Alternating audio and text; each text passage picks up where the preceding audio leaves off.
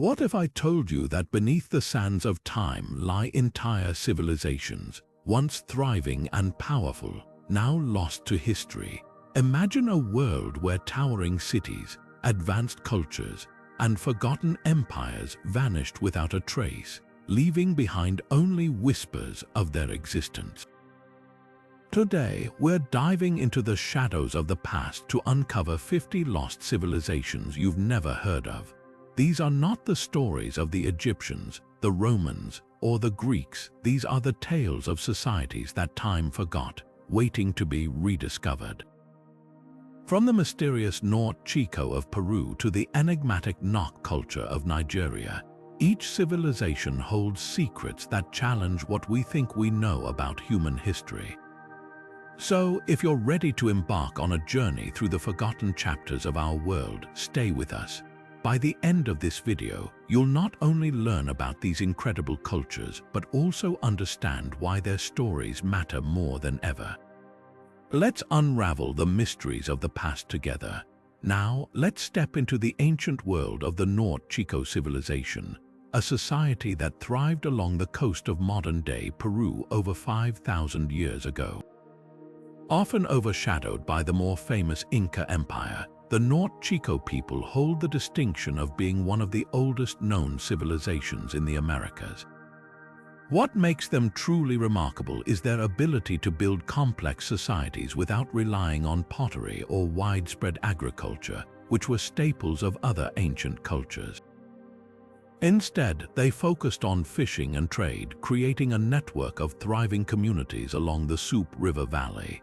Their architectural achievements are nothing short of astonishing. The Norte Chico constructed massive ceremonial centers, including the famous site of Caral, which features enormous stone platforms, sunken circular plazas, and intricate irrigation systems. These structures were not just functional but also deeply symbolic, reflecting their sophisticated understanding of engineering and their connection to the cosmos. Yet, despite their advancements, the Norte Chico remain relatively unknown to many. This is partly because their civilization predates the more well-documented cultures of the Americas, and their lack of written records has left much of their story shrouded in mystery. What we do know, however, is that the Norte Chico laid the groundwork for later Andean civilizations, influencing everything from urban planning to religious practices. Their legacy is a testament to human ingenuity and resilience, proving that even the most forgotten societies can leave an indelible mark on history. As we move forward, we'll uncover more about how this ancient culture shaped the world we know today, and why their story deserves to be remembered. Now, let's journey to the heart of West Africa, where the enigmatic Nok culture flourished over 2,000 years ago in what is now modern-day Nigeria.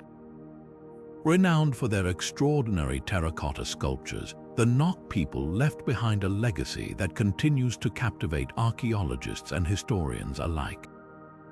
These sculptures, often depicting human figures with intricate hairstyles, jewelry, and expressive faces, are among the earliest known examples of figurative art in sub-Saharan Africa. The level of detail and artistry in these works suggests a highly sophisticated society with a deep appreciation for both aesthetics and symbolism. What makes the Nok culture even more fascinating is the mystery surrounding their sudden disappearance. Around 500 years after their emergence, the Nok people vanished from the historical record, leaving behind no clear explanation for their decline. Some theories suggest environmental changes, such as prolonged droughts, may have disrupted their way of life. Others propose that internal conflicts or external invasions could have played a role. Yet, despite these speculations, the true cause of their disappearance remains one of history's enduring puzzles. The Nok's influence, however, did not fade entirely. Their artistic traditions and technological advancements, particularly in iron smelting, are believed to have shaped later cultures in the region, including the Yoruba and Benin civilizations. The Nok's ability to create such intricate terracotta sculptures without the use of modern tools is a testament to their ingenuity and skill. Their legacy serves as a reminder of the rich cultural heritage of Africa, often overlooked in broader historical narratives. As we continue to uncover the secrets of the Nok, their story invites us to reflect on the fragility of civilizations and the importance of preserving the artifacts and knowledge they leave behind. Next, we'll explore another lesser-known civilization that thrived alongside the Indus Valley, shedding light on their contributions to ancient urban planning and their own mysterious decline. Shifting our focus to the Indian subcontinent, we now uncover the stories of the Indus Valley's lesser-known neighbors, the Dolavira and Lothal cultures. While the Indus Valley civilization often takes center stage in discussions of ancient South Asia, these neighboring societies played equally significant roles in shaping the region's early urban landscape. Their achievements in urban planning, engineering, and trade reveal a level of sophistication that rivals even the most celebrated ancient civilizations.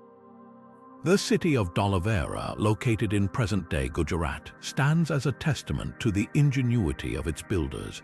This ancient settlement was meticulously planned, featuring a complex system of water management that included reservoirs, channels, and drainage systems. These innovations allowed the city to thrive in an arid environment, showcasing the Dolavira people's deep understanding of engineering and sustainability.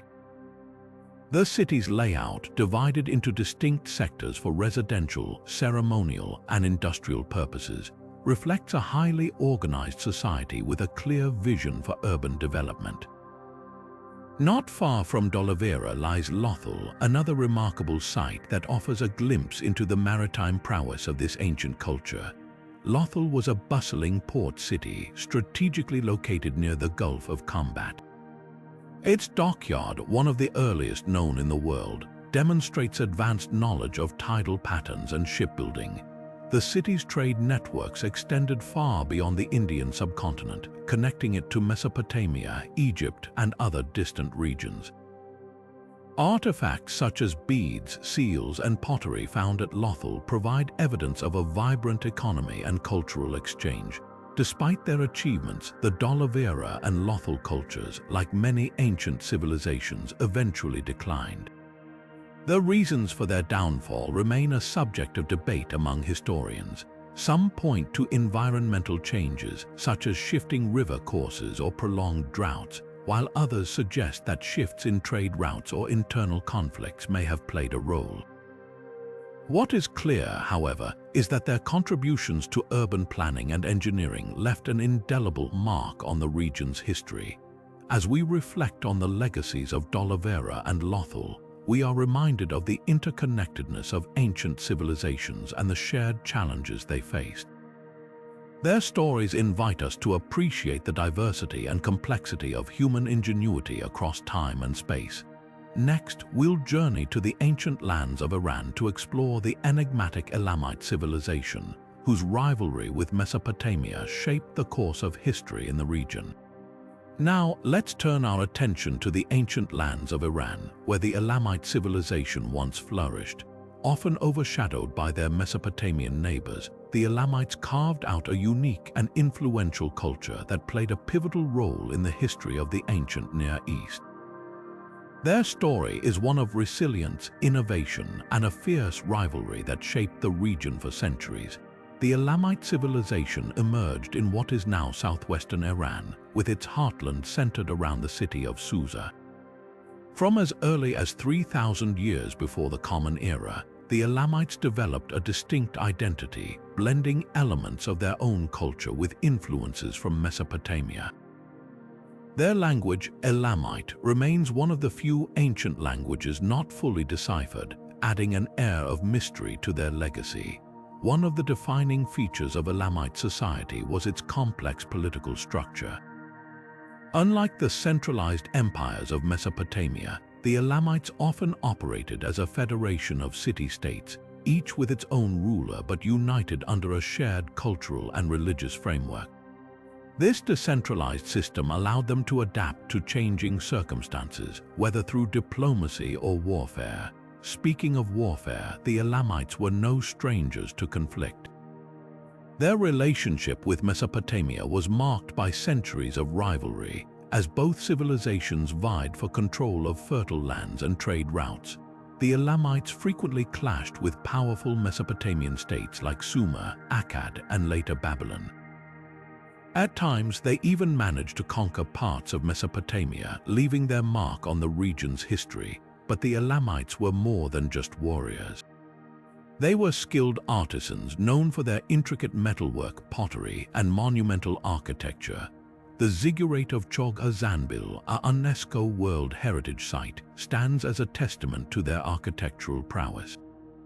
This massive structure, dedicated to their gods, reflects the Elamites' deep religious devotion and their ability to undertake large-scale construction projects. Despite their achievements, the Elamite civilization eventually faded into obscurity. The reasons for their decline are complex and multifaceted. Some historians point to the rise of the Persian Empire, which absorbed Elamite territories and culture into its own. Others suggest that internal divisions and external pressures from neighboring powers weakened the Elamites over time. By the first millennium before the Common Era, their once thriving civilization had largely disappeared from the historical record. Yet the legacy of the Elamites endures. Their contributions to art, architecture, and governance influenced later cultures in the region, including the Persians. The city of Susa, a key Elamite center, continued to play an important role in the empires that followed. As we explore the story of the Elamites, we are reminded of the ebb and flow of history, where even the most powerful civilizations can fade, leaving behind fragments of their greatness. Next, we'll journey to the island of Crete to uncover the secrets of the Minoans, a civilization whose maritime prowess and cultural achievements continue to captivate us today. Now, let's set sail across the Mediterranean to the island of Crete, where the Minoan civilization once thrived. Known for their advanced culture and maritime dominance, the Minoans are often regarded as one of the most fascinating and enigmatic civilizations of the ancient world. Their story is one of innovation, artistry, and a dramatic end that continues to spark debate among historians and archaeologists. The Minoans emerged around 3,000 years before the Common Era, flourishing on Crete and establishing a network of trade and influence that stretched across the Mediterranean. Unlike many of their contemporaries, the Minoans were not a warlike society. Instead, their strength lay in their mastery of the seas. They built a powerful navy and became skilled traders, exchanging goods such as olive oil, wine, and pottery with Egypt, the Near East, and other Mediterranean cultures. This maritime prowess allowed them to amass wealth and create a vibrant, cosmopolitan society. At the heart of Minoan culture were their magnificent palaces, the most famous of which is Knossos. These sprawling complexes were not just royal residences but also centers of administration, religion, and commerce. The palaces were adorned with colorful frescoes depicting scenes of nature, religious rituals, and daily life, showcasing the Minoans' artistic talent and their deep connection to the natural world. The labyrinthine layout of Knossos even inspired the myth of the Minotaur, adding a layer of legend to their already intriguing history. The Minoans were also pioneers in writing, developing a script known as Linear A. While this script remains undeciphered, it provides a glimpse into their administrative and economic systems. Their society was highly organized, with a focus on trade, craftsmanship, and religious practices centered around nature and fertility. However, the Minoan civilization's golden age came to an abrupt end. One of the most widely accepted theories points to the catastrophic eruption of the Thera volcano, located on the island of Santorini, around 1600 years before the Common Era. This eruption was one of the largest in recorded history, sending shockwaves across the Mediterranean. The resulting tsunamis, earthquakes, and ash clouds devastated Crete, crippling the Minoan economy and infrastructure. While the eruption of Thera dealt a severe blow, it may not have been the sole cause of the Minoans' decline. Some scholars suggest that internal unrest, invasions by the Mycenaeans from mainland Greece, or a combination of factors contributed to their downfall. By the late second millennium before the Common Era, the Minoan civilization had faded, leaving behind a legacy that would influence later Greek cultures. The Minoan story is a testament to the fragility of even the most advanced societies. Their achievements in art, architecture, and maritime trade continue to inspire awe, while their mysterious decline serves as a reminder of the forces that can shape and reshape history.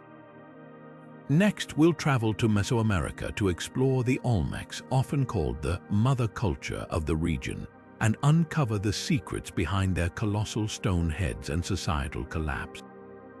Now, let's journey across the Atlantic to the lush jungles of Mesoamerica, where the Olmec civilization laid the foundation for many of the cultures that would follow. Often referred to as the mother culture of the region, the Olmecs were pioneers whose influence can be seen in the art, architecture, and religious practices of later civilizations like the Maya and Aztecs. The Olmecs emerged around 1,200 years before the Common Era, flourishing in what is now southern Mexico. They are best known for their colossal stone heads, massive sculptures carved from basalt, each weighing several tons and standing up to 10 feet tall. These heads, with their distinct facial features and enigmatic expressions, are believed to represent Olmec rulers or deities. The sheer scale and precision of these carvings are a testament to the Olmecs' advanced engineering skills and their deep reverence for leadership and spirituality. But the Olmecs were more than just master sculptors. They were also skilled farmers, cultivating crops like maize, beans, and squash, which became staples of Mesoamerican diet. Their agricultural innovations allowed them to sustain large populations and build thriving urban centers such as San Lorenzo and La Venta. These cities were hubs of political, religious, and economic activity, featuring elaborate plazas, pyramids, and ceremonial platforms. The Olmecs also made significant contributions to Mesoamerican culture through their religious practices and iconography. They worshipped a pantheon of gods, many of whom were associated with natural elements like rain, fertility, and agriculture. Their art often depicted jaguars, serpents, and other symbols that would later become central to the mythologies of the Maya and Aztecs. The Olmecs also developed a system of writing and a calendar, laying the groundwork for the complex scripts and timekeeping systems used by their successors. Despite their achievements, the Olmec civilization eventually declined, leaving behind a legacy shrouded in mystery. Scholars have proposed several theories to explain their collapse, ranging from environmental changes to internal conflicts. Some suggest that shifts in river patterns disrupted their agricultural systems, while others point to evidence of warfare or social upheaval. Whatever the cause, the Olmecs' decline marked the end of an era, but their cultural influence endured, shaping the civilizations that followed. The Olmecs remind us that even the most foundational societies are not immune to the forces of change. Their colossal heads stand as silent sentinels of a once great civilization, inviting us to ponder the mysteries of their rise and fall. Next, we'll venture into the rugged landscapes of Anatolia to uncover the story of the Hittites, a powerful empire whose military innovations and sudden disappearance continue to intrigue historians. Now, let's turn our attention to the rugged highlands of Anatolia, where the Hittite Empire once stood as a formidable power in the ancient world. Emerging around 1,600 years before the Common Era, the Hittites built an empire that rivaled the great civilizations of Egypt and Mesopotamia. Known for their military prowess and innovative technologies, the Hittites left an indelible mark on history, even as their empire eventually faded into obscurity. The Hittites were master strategists and innovators in warfare. They were among the first to use iron weapons on a large scale, giving them a significant advantage over their enemies who still relied on bronze. Their chariots, lightweight and highly maneuverable, were the cutting-edge military technology of their time, allowing them to dominate battlefields across the region. The Hittites also excelled in siege warfare, developing techniques and machinery to breach fortified cities, which made them a force to be reckoned with. At its height, the Hittite Empire stretched from the Aegean Sea to the Euphrates River, encompassing much of modern-day Turkey and parts of Syria and Lebanon. Their capital, Hattusa, was a marvel of ancient engineering, featuring massive stone walls, grand temples, and an intricate network of tunnels and water systems. The city's archives, filled with thousands of clay tablets, provide a wealth of information about Hittite law, religion, and diplomacy. These records reveal a highly organized society with a complex legal system and a pantheon of gods that blended local Anatolian traditions with influences from neighboring cultures. One of the most fascinating aspects of Hittite history is their diplomatic skill. They were among the first civilizations to use treaties to secure alliances and maintain peace. The most famous of these is the Treaty of Kadesh, signed between the Hittite king Hattusili III and the Egyptian pharaoh Ramses II. This agreement, often regarded as the world's first peace treaty, marked the end of decades of conflict between the two powers and demonstrated the Hittites' ability to navigate complex political landscapes. Despite their achievements, the Hittite Empire faced challenges that ultimately led to its decline. Around 1,200 years before the Common Era, a combination of factors, including invasions by the mysterious sea peoples, internal unrest, and possibly climate change, weakened the empire.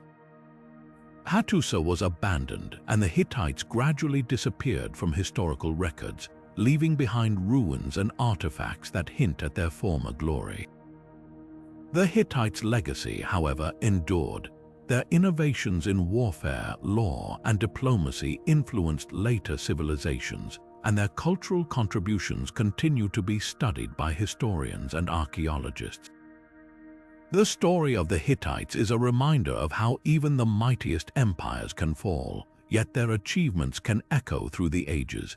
Next, we'll travel to the highlands of East Africa to explore the Kingdom of Aksum, a civilization that played a pivotal role in the spread of early Christianity and left behind towering obelisks that still stand as testaments to its greatness.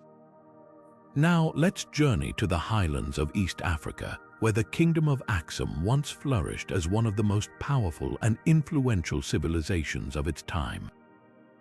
Emerging around the 1st century of the Common Era, the Aksumite Empire was a major player in trade, religion, and politics, leaving behind a legacy that still captivates historians and archaeologists today.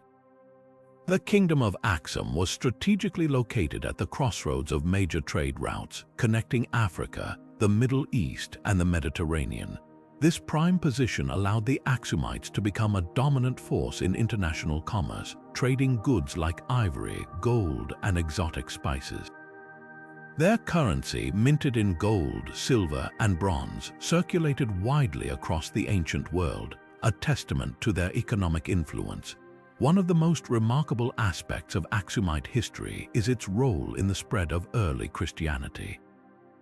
In the 4th century, King Azana converted to Christianity, making Aksum one of the first kingdoms in the world to adopt the faith officially. This decision had profound cultural and religious implications, shaping the identity of the region for centuries to come. The Aksumites built towering obelisks or stelae, some of which still stand today as symbols of their devotion and architectural ingenuity. These massive stone structures, some reaching over 100 feet in height, served as markers for royal tombs and were intricately carved with symbols and inscriptions. The Aksumite Empire also excelled in governance and urban planning. Their capital, Aksum, was a bustling metropolis with grand palaces, churches, and a sophisticated water management system. The kingdom's legal code, known as the Fetha Nagast, or Law of the Kings, provided a framework for justice and administration that influenced later Ethiopian traditions. However, like many great civilizations, the Kingdom of Aksum faced challenges that led to its decline. By the 7th century, the rise of Islamic caliphates disrupted Aksum's trade networks, cutting off vital economic resources. Environmental factors such as soil depletion and deforestation also played a role in weakening the empire. Over time, Aksum's political power waned and its influence diminished, though its cultural and religious legacy endured. The Kingdom of Aksum remains a fascinating chapter in the story of human history, a testament to the resilience and ingenuity of ancient African civilizations. Its towering obelisks, rich Christian heritage, and contributions to trade and governance continue to inspire awe and admiration. Next, we'll venture to the deserts of Arabia to uncover the secrets of the Nabateans, a civilization renowned for their breathtaking city of Petra and their mastery of trade in the ancient world.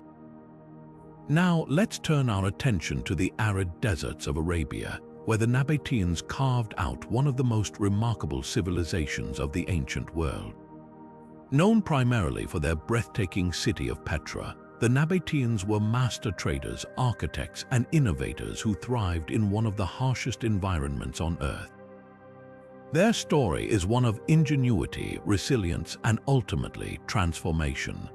The Nabateans first emerged as a nomadic tribe around the 4th century before the Common Era, but they quickly established themselves as key players in the lucrative trade routes that crisscrossed the Arabian Peninsula. Their strategic location allowed them to control the flow of precious goods like frankincense, myrrh, and spices, which were highly sought after in the ancient world. Over time, they built a vast trade network that connected the Mediterranean, the Middle East, and even parts of Asia. At the heart of their empire was Petra, a city carved directly into the rose-red cliffs of southern Jordan. Petra was not just a trading hub but a marvel of engineering and artistry. The Nabateans designed an intricate water management system that allowed them to thrive in the desert, channeling scarce rainfall into reservoirs, cisterns, and aqueducts. This innovation transformed Petra into a lush oasis, capable of supporting a thriving population and attracting merchants from far and wide. The city's most iconic structure, the treasury, or Al-Khosneh, is a testament to the Nabateans' architectural brilliance. Its elaborate facade, adorned with intricate carvings and towering columns, was hewn directly from the rock face, showcasing their skill and creativity. Beyond the treasury, Petra was filled with temples, tombs, and theaters, all carved with precision and artistry that still leave visitors in awe today. Despite their achievements, the Nabatean civilization faced challenges that eventually led to its decline. The rise of Roman power in the region posed a significant threat. In the 1st century of the Common Era, the Roman Empire annexed the Nabatean kingdom, integrating it into their vast territories. While Petra continued to flourish for a time under Roman rule, the shift in political control disrupted the Nabateans' trade dominance. Environmental factors also played a role in their decline. Over time, changes in trade routes and the depletion of natural resources weakened Petra's economic foundation. As the city's prosperity waned, its population dwindled, and by the 7th century, Petra had largely been abandoned, left to the sands of time. Yet, the legacy of the Nabateans endures. Petra remains one of the most iconic archaeological sites in the world, a symbol of human creativity and adaptability. The Nabateans' mastery of trade, their architectural achievements, and their ability to thrive in the desert continue to inspire admiration and curiosity. Next, we'll journey to the Indus Valley to uncover the lesser-known cousins of the Harappan civilization, exploring their contributions to ancient urban planning and the mysteries surrounding their settlements. Shifting our focus to the vast plains of the Indus Valley, we now explore the lesser-known cousins of the Harappan civilization. While the Harappans are often celebrated for their advanced urban planning and sophisticated culture, their contemporaries in smaller settlements like Rakhigarhi and Kalibangan played equally fascinating roles in shaping the ancient world. These sites, though less famous, offer a glimpse into the diversity and complexity of the Indus Valley's ancient societies. Rakhigarhi, located in present-day Haryana, India, is one of the largest Harappan sites discovered to date. Spanning over 350 hectares, it reveals a thriving urban center with well-planned streets, drainage systems, and residential structures. What makes Rakhigarhi particularly intriguing is its evidence of craft specialization, including bead-making and metalworking, suggesting a highly organized and skilled society. Archaeologists have also uncovered burial sites here, providing insights into the social and cultural practices of its inhabitants. Further north lies Kalibangan in modern-day Rajasthan, another key site connected to the Harappan civilization. Kalibangan stands out for its unique fire altars and ploughed fields, indicating a society deeply rooted in both ritual and agriculture. The city's layout, with its fortified citadel and lower town, reflects the Harappan signature urban planning, but Kalibangan also shows distinct regional variations. For instance, the discovery of terracotta figurines and seals suggests a blend of local traditions with broader Harappan influences. These smaller settlements were not isolated but part of a vast network that connected the Indus Valley civilization. Trade routes linked Rakhigarhi, Kalibangan, and other sites to major Harappan cities like Mohenjo-Daro and Harappa, facilitating the exchange of goods, ideas, and technologies. This interconnectedness highlights the collaborative nature of these ancient societies, where even smaller communities contributed to the civilization's overall prosperity and innovation. Yet, much about these lesser-known sites remains shrouded in mystery.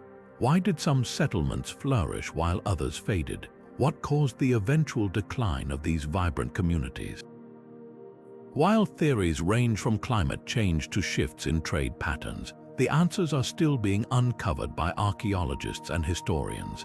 As we move forward, we'll delve into the enigmatic Etruscan civilization, whose influence on ancient Rome remains a subject of fascination and debate.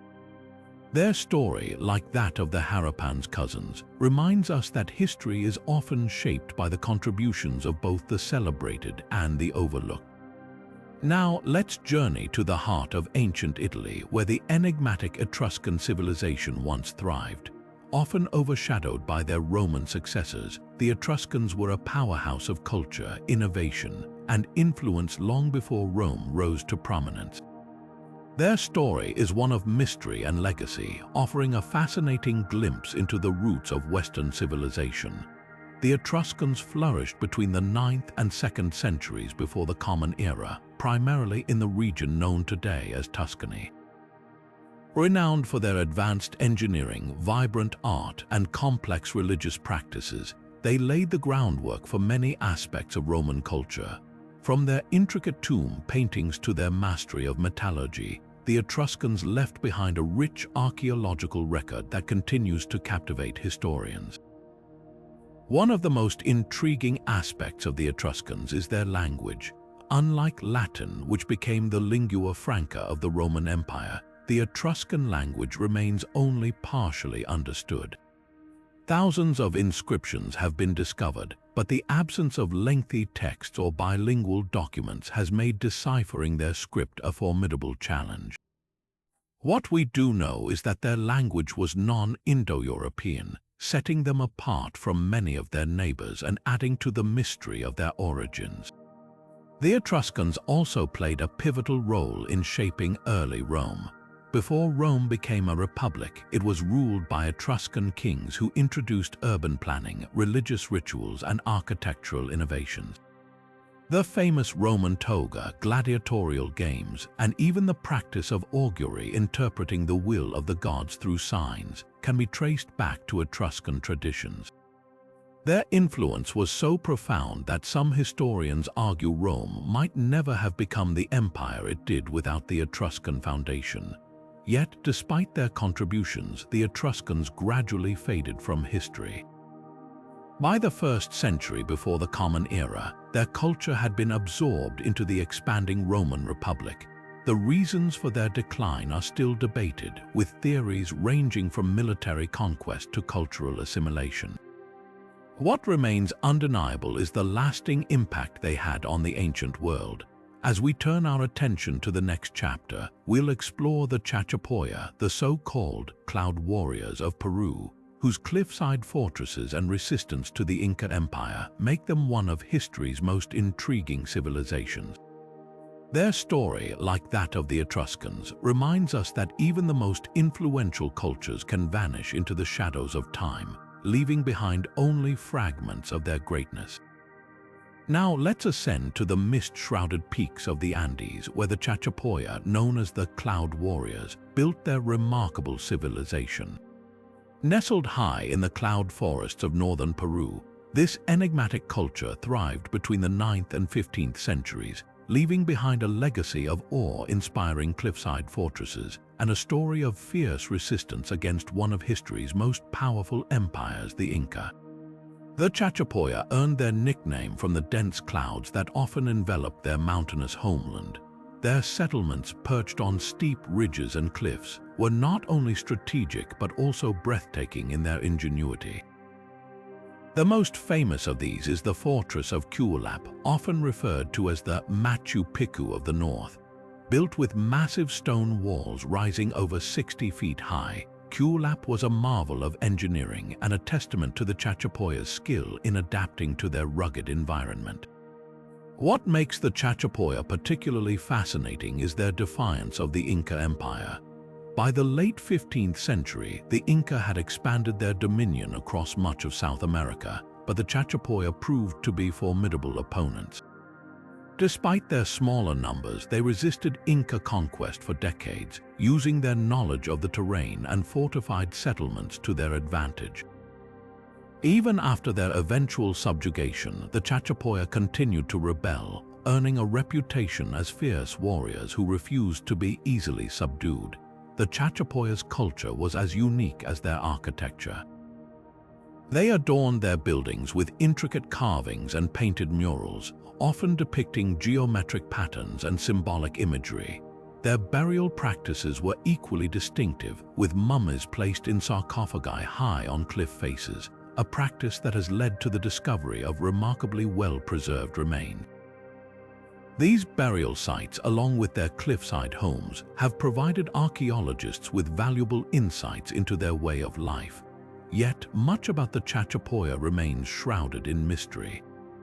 Their origins are unclear, with some theories suggesting they migrated from the Amazon rainforest, while others propose they were indigenous to the Andes. Their language, now lost, adds another layer of intrigue, as does the question of how such a resilient culture ultimately faded from history.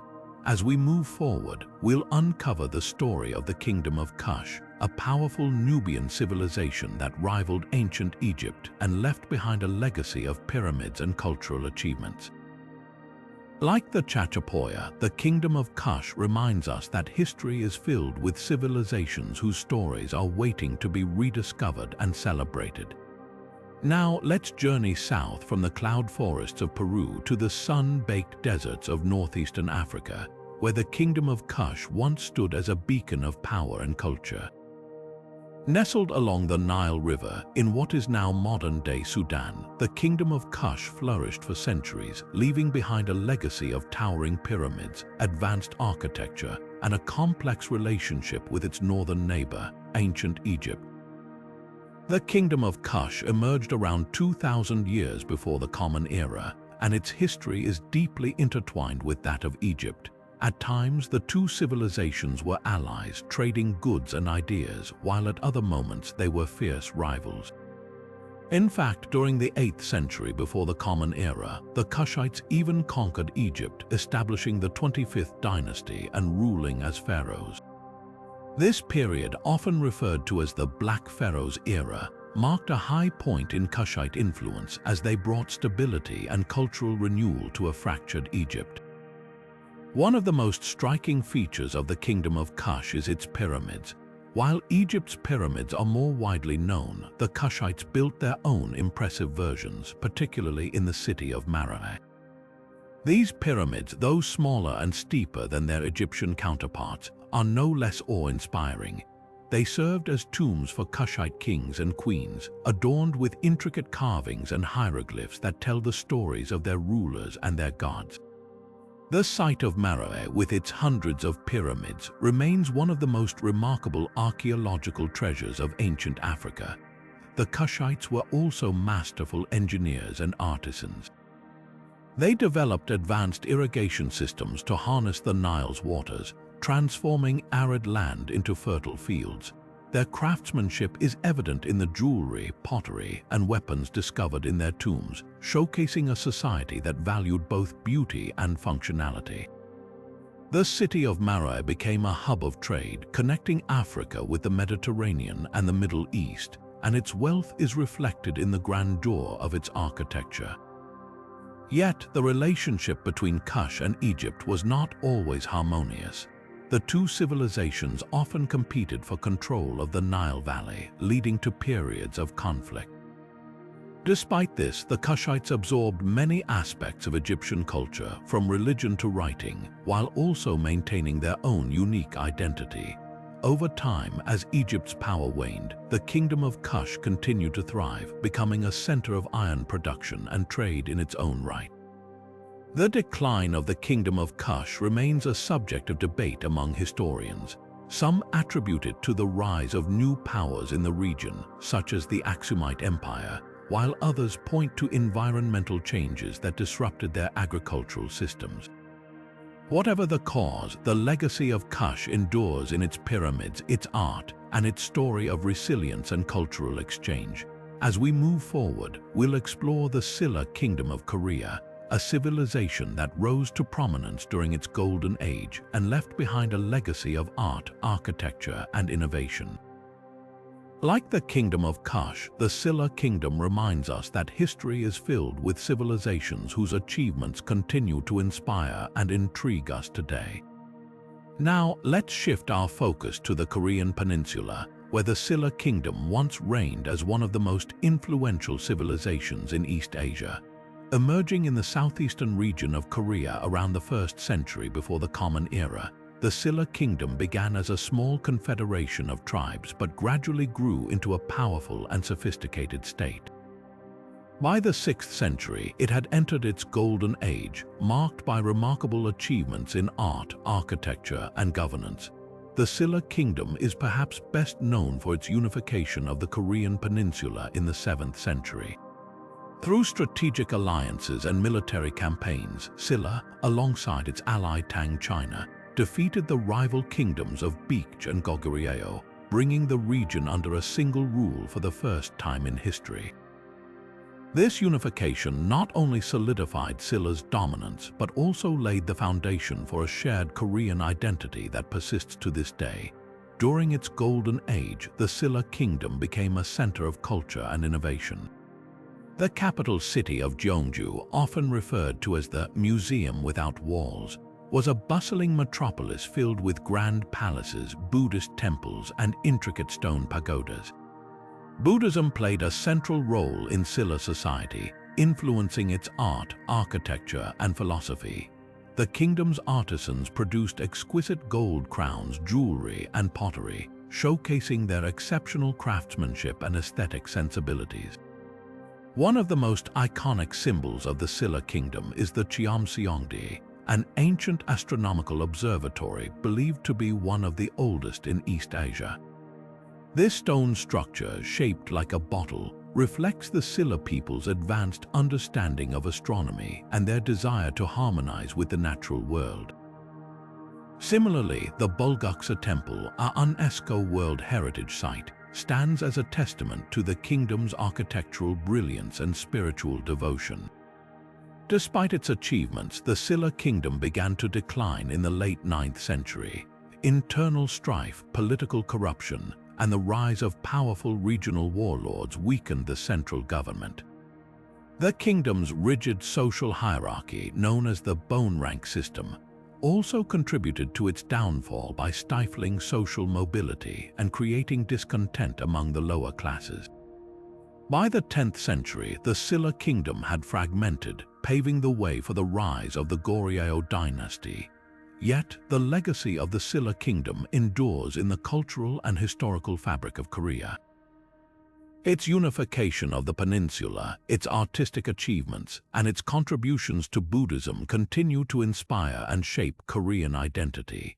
As we move forward, we'll explore the Tiwanaku Empire, a civilization that thrived near Lake Titicaca and left behind monumental architecture and a rich cultural heritage. Like the Silla Kingdom, the Tiwanaku Empire reminds us of the enduring impact of ancient civilizations on our world today. Now, let's journey to the high-altitude plains of South America, where the Tiwanaku Empire once flourished near the shores of Lake Titicaca.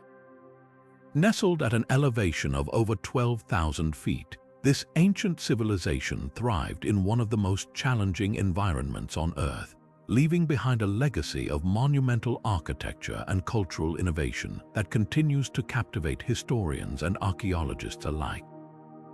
The Tiwanaku Empire emerged around the 5th century of the Common Era, becoming a dominant force in the Andean region. At its peak, the empire's influence stretched across modern-day Bolivia, Peru, Chile, and Argentina, making it one of the most expansive pre-Columbian civilizations in South America.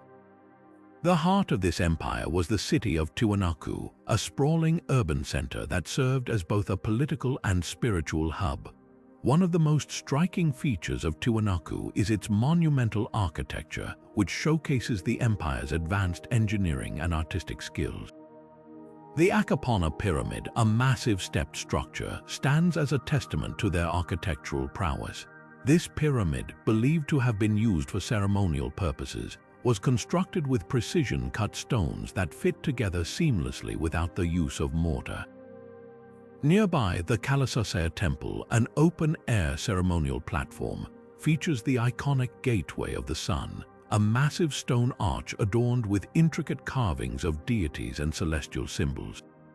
These structures not only highlight the Tiwanaku people's technical abilities, but also reflect their deep connection to astronomy and cosmology. The Tiwanaku Empire was also a pioneer in agricultural innovation.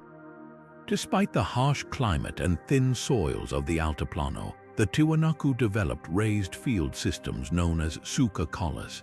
These elevated plots surrounded by water channels allowed them to cultivate crops like potatoes, quinoa, and maize, sustaining a large population and supporting their expansive trade networks. Their ability to adapt to and thrive in such an unforgiving environment is a testament to their ingenuity and resilience. However, by the 12th century, the Tiwanaku Empire began to decline.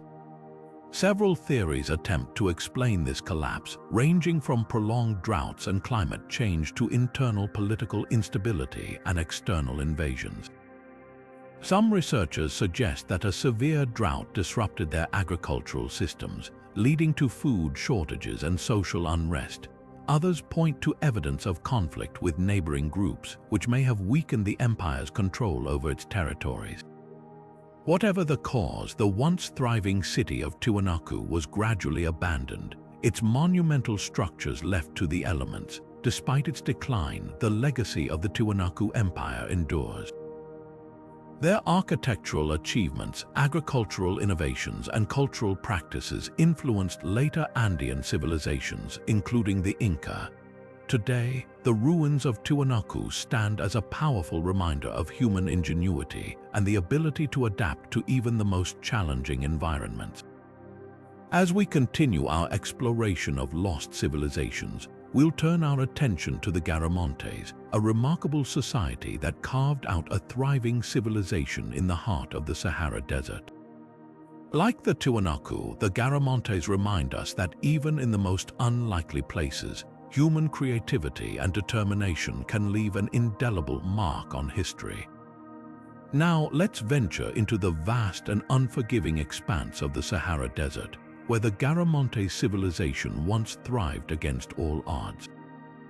This remarkable society, often referred to as the Lords of the Desert, carved out a flourishing civilization in one of the most arid regions on Earth, leaving behind a legacy of innovation and resilience that continues to astonish historians and archaeologists. The Garamontes emerged around the first millennium before the Common Era in what is now modern-day Libya. Unlike many ancient civilizations that relied on fertile river valleys or coastal regions, the Garamontes adapted to the harsh realities of the Sahara, transforming their environment through ingenuity and determination. At the heart of their success was an extraordinary feat of engineering, an extensive network of underground irrigation systems known as fagaras. These tunnels, some stretching for miles, tapped into ancient underground aquifers, channeling water to the surface and enabling the cultivation of crops like wheat, barley, and dates. This ingenious system not only sustained their population, but also supported a thriving trade network that connected them to distant regions.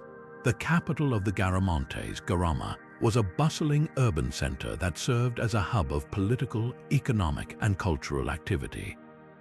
The city's architecture, though less monumental than that of other ancient civilizations, reflected their practical approach to survival in the desert. Homes were built from mud bricks, and the city featured public spaces, markets, and even a royal palace.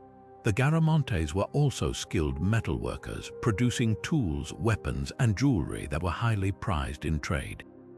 Despite their achievements, the Garamontes faced an insurmountable challenge: the gradual desertification of their environment. Over centuries, the underground aquifers that sustained their irrigation systems began to deplete, leading to water shortages and declining agricultural productivity. This ecological shift, combined with external pressures such as Roman incursions and shifting trade routes, contributed to the decline of their civilization. By the 7th century of the Common Era, the once thriving Garamontes had faded into obscurity, their cities reclaimed by the shifting sands of the Sahara. Yet, the legacy of the Garamontes endures as a testament to human adaptability and ingenuity. Their ability to thrive in one of the world's most hostile environments reminds us that even in the face of overwhelming challenges, human creativity can leave a lasting impact. As we move forward in our exploration of lost civilizations, we'll turn our attention to the Dilmun civilization, an ancient trade hub in the Persian Gulf that played a pivotal role in connecting the cultures of Mesopotamia, the Indus Valley, and beyond. Like the Garamontes, the Dilmun people remind us of the enduring power of human connection and innovation. Now, let's journey to the shimmering waters of the Persian Gulf, where the ancient civilization of Dilmun once flourished as a vital crossroads of trade and culture. Often described as a paradise in Mesopotamian texts, Dilmun was more than just a trading hub. It was a melting pot of ideas, goods, and people that connected the great civilizations of Mesopotamia, the Indus Valley, and beyond. The Dilmun civilization, centered in what is now modern-day Bahrain, Kuwait, and parts of eastern Saudi Arabia, emerged around the 3rd millennium before the Common Era. Its strategic location along major maritime trade routes made it a key player in the ancient world. Merchants from Mesopotamia, known for their bustling cities like Ur and Babylon, traveled to Dilmun to acquire precious goods such as copper, pearls, and dates. Meanwhile, traders from the Indus Valley brought exotic items like ivory, lapis lazuli, and carnelian, creating a vibrant exchange of wealth and culture. One of the most fascinating aspects of Dilmun was its role as a sacred site in Mesopotamian mythology. Ancient texts often referred to Dilmun as a pure and holy land, a place where the gods themselves were said to reside. This spiritual significance added to its allure, attracting pilgrims and traders alike. Archaeological evidence, such as the vast burial mounds found in Bahrain, suggests that Dilmun was also a center of elaborate funerary practices, reflecting its cultural and religious importance. The Dilmunites were skilled seafarers and merchants, but they were also adept at managing their resources. They developed sophisticated irrigation systems to support agriculture in an otherwise arid environment, cultivating crops like barley and dates. Their cities, such as Qalat al-Bahrain, featured impressive architecture, including temples, fortifications, and residential areas, showcasing their organizational prowess. However, like many ancient civilizations, Dilmun's prosperity was not eternal. By the middle of the first millennium before the Common Era, the rise of new trade routes and the decline of its key trading partners, such as the Indus Valley civilization, began to erode Dilmun's economic dominance. Additionally, environmental changes, including shifts in sea levels and the silting of harbors, further contributed to its decline. Over time, Dilmun faded from prominence, its once thriving cities becoming quiet echoes of a bygone era. Yet, the legacy of Dilmun lives on, not only in the archaeological remains scattered across the Persian Gulf, but also in the stories and myths that continue to captivate us. Its role as a bridge between civilizations reminds us of the enduring power of trade, cultural exchange, and human connection. As we continue our exploration of lost civilizations, we'll turn our attention to the Caral Soup civilization, one of the oldest known societies in the Americas, whose monumental architecture and mysterious decline offer a glimpse into the dawn of human civilization. Now, let's travel across the globe to the arid desert valleys of Peru, where the Caral Soup civilization once thrived over 5,000 years ago. Often referred to as the cradle of Andean civilization, Caral Soup holds the distinction of being one of the oldest known societies in the Americas, predating even the famous Inca Empire by thousands of years. Nestled in the Soup Valley, the city of Caral was the heart of this ancient civilization.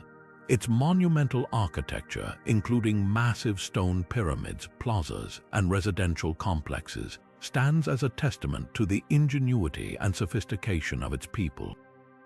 What makes Caral particularly remarkable is that it flourished without the use of pottery or metal tools, relying instead on stone, wood, and plant fibers to build and sustain its society. The Caral Soup people were master planners and engineers. Their pyramids, some reaching heights of over 60 feet, were constructed with precision and aligned with celestial events, suggesting a deep understanding of astronomy. The city's layout also reflects a highly organized society, with distinct areas for religious, administrative, and residential purposes. This level of urban planning was unparalleled in the Americas at the time and speaks to the advanced nature of Caral Soup culture. Agriculture played a central role in their survival and prosperity. Despite the harsh desert environment, the Caral Soup people developed innovative irrigation systems to cultivate crops like squash, beans, and cotton. They also engaged in trade, exchanging goods such as fish from the nearby coast and cotton for tools and other necessities with neighboring communities. This network of trade and cooperation helped sustain their civilization for centuries. Yet, despite their achievements, the Caral Soup civilization eventually declined, leaving behind a mystery that continues to puzzle archaeologists. Some theories suggest that prolonged droughts caused by shifts in climate patterns may have disrupted their agricultural systems and led to food shortages. Others point to social upheaval or the rise of competing societies as possible factors. Whatever the cause, the once thriving city of Caral was gradually abandoned, its pyramids and plazas reclaimed by the desert. Today, the ruins of Caral offer a glimpse into the dawn of human civilization in the Americas. Its discovery in the late 20th century challenged long-held assumptions about the origins of complex societies, proving that advanced cultures could emerge independently in different parts of the world. The Caral Soup civilization reminds us of the resilience and creativity of early humans, as well as the fragility of even the most enduring societies. As we move forward in our exploration, we'll uncover the secrets of the Kingdom of Punt, a fabled land of wealth and mystery that captivated the ancient Egyptians and continues to intrigue historians to this day. Now, let's journey to the shores of the Red Sea and the Horn of Africa, where the legendary Kingdom of Punt once stood as a land of myth and mystery. Known to the ancient Egyptians as the Land of the Gods, Punt was a place of immense wealth and exotic treasures, celebrated in hieroglyphs and temple reliefs for its abundance of gold, incense, and rare goods. This enigmatic kingdom, though frequently mentioned in Egyptian records, remains one of history's most elusive civilizations, with its exact location still debated by scholars to this day. The Kingdom of Punt first appears in Egyptian texts as early as the Old Kingdom, around 2500 BCE, but it was during the reign of Queen Hatshepsut in the 15th century BCE that Punt became a focal point of Egyptian trade and diplomacy. Hatshepsut's famous expedition to Punt, depicted in vivid detail on the walls of her mortuary temple at Deir el-Bahari, reveals a land teeming with riches. The reliefs show Egyptian ships laden with myrrh trees, ebony, ivory, gold, and even live animals like baboons and leopards, all brought back from Punt. These goods were not just symbols of wealth, but also held deep religious significance, as myrrh and frankincense were essential for temple rituals and the embalming process. What makes Punt so fascinating is its role as a bridge between cultures. The Egyptians viewed Punt as a distant, almost mythical land, yet it was also a vital trading partner. The exchange of goods between Punt and Egypt suggests a relationship built on mutual respect and cooperation, with Punt's rulers described as equals to the pharaohs. This level of diplomatic parity was rare in the ancient world and speaks to the importance of Punt in the broader trade networks of the time. Despite its prominence in Egyptian records, the exact location of Punt remains a subject of intense debate. Some scholars argue that Punt was located in the Horn of Africa, in what is now modern-day Somalia or Eritrea, pointing to the region's historical production of myrrh and frankincense. Others suggest it may have been further south, in parts of Yemen or even along the Sudanese coast. The lack of definitive archaeological evidence has only deepened the mystery, leaving Punt's true location as one of history's great unsolved puzzles. The decline of Punt is as mysterious as its origins. By the time of the New Kingdom's later pharaohs, references to Punt become scarce, and the kingdom fades from historical records. Some theories propose that shifts in trade routes or environmental changes may have diminished Punt's importance, while others suggest that it was absorbed into larger regional powers. Whatever the case, the legacy of Punt endures as a symbol of ancient exploration and the allure of the unknown. As we continue our journey through the annals of forgotten civilizations, we'll turn our attention to the Vinca culture of the Balkans, a society that left behind one of the earliest known writing systems and a legacy shrouded in mystery.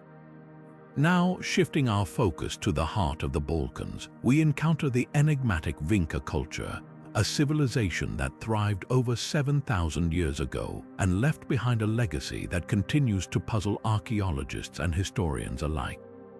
Known for their advanced settlements and one of the earliest known writing systems, the Vinca people represent a fascinating chapter in the story of human development. The Vinca culture, named after the modern-day village of Vinca near Belgrade, Serbia, flourished between 5,500 and 4,500 BCE. This Neolithic society was remarkably sophisticated, with evidence of large, well-organized villages, intricate pottery, and a complex social structure. What truly sets the Vinca apart, however, is their mysterious script, often referred to as the Vinca symbols. These markings, found on pottery and figurines, are among the oldest examples of proto-writing in the world, predating even the Sumerian cuneiform and Egyptian hieroglyphs. While the exact meaning of these symbols remains undeciphered, they suggest a level of abstract thought and communication that challenges our understanding of early human societies. The Vinca people were also skilled artisans, creating finely crafted tools, jewelry, and figurines that offer glimpses into their daily lives and spiritual beliefs. Many of these figurines depict human-like forms with exaggerated features, possibly representing deities or ancestors, hinting at a rich mythological tradition. Their settlements, often located near rivers, were fortified with wooden palisades, indicating a need for defense and a complex understanding of communal living. Despite their advancements, the Vinca culture mysteriously declined around 4,500 BCE. The reasons for their collapse remain unclear, with theories ranging from environmental changes and resource depletion to invasions by neighboring groups. Some researchers suggest that shifts in climate may have disrupted their agricultural practices, while others point to evidence of conflict or disease. Whatever the cause, the disappearance of the Vinca culture left a void in the region, and their legacy was largely forgotten until modern excavations brought their story back to light.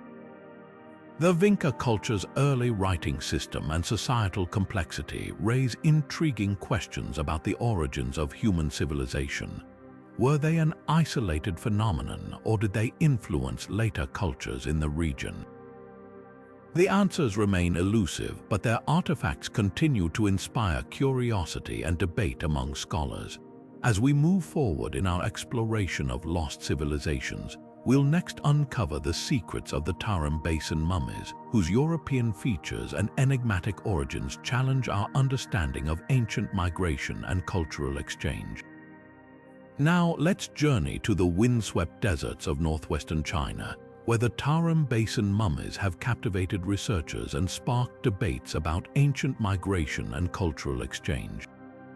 Discovered in the early 20th century, these remarkably preserved mummies date back as far as 4,000 years ago, and their striking European features have raised countless questions about their origins and the civilization they represent.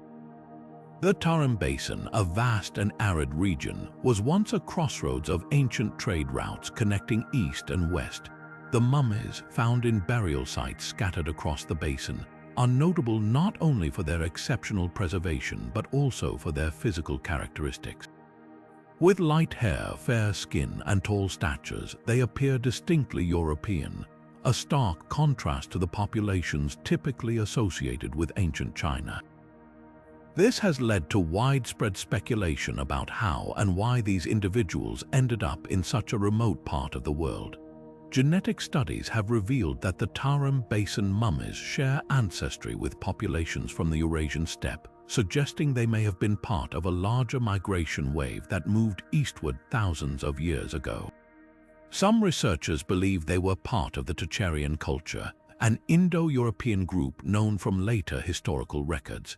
Others propose that they represent an even earlier, unknown branch of Eurasian settlers who adapted to the harsh environment of the Tarim Basin.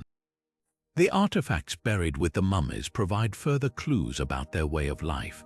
They wore finely woven woolen garments, often dyed in vibrant colors, and were buried with tools, jewelry, and even food offerings.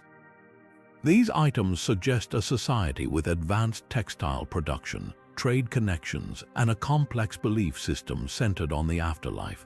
The presence of wheat and millet in their graves also indicates that they practiced agriculture despite the region's challenging climate. One of the most intriguing aspects of the Tarim Basin mummies is their cultural blending. While their physical features and some of their artifacts point to Western influences, other elements such as their burial practices and certain tools show connections to local traditions.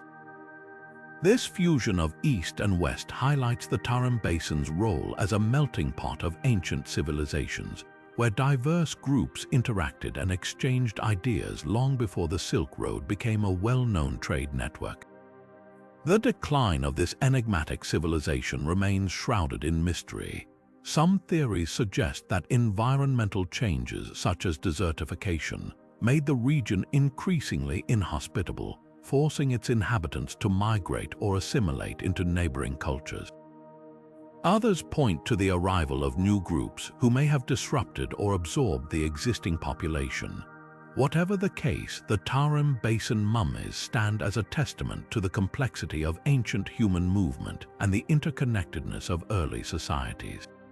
As we continue our exploration of lost civilizations, we'll next turn our attention to the Zapotec civilization of Oaxaca, whose monumental city of Monte Albán offers a glimpse into one of Mesoamerica's most influential cultures.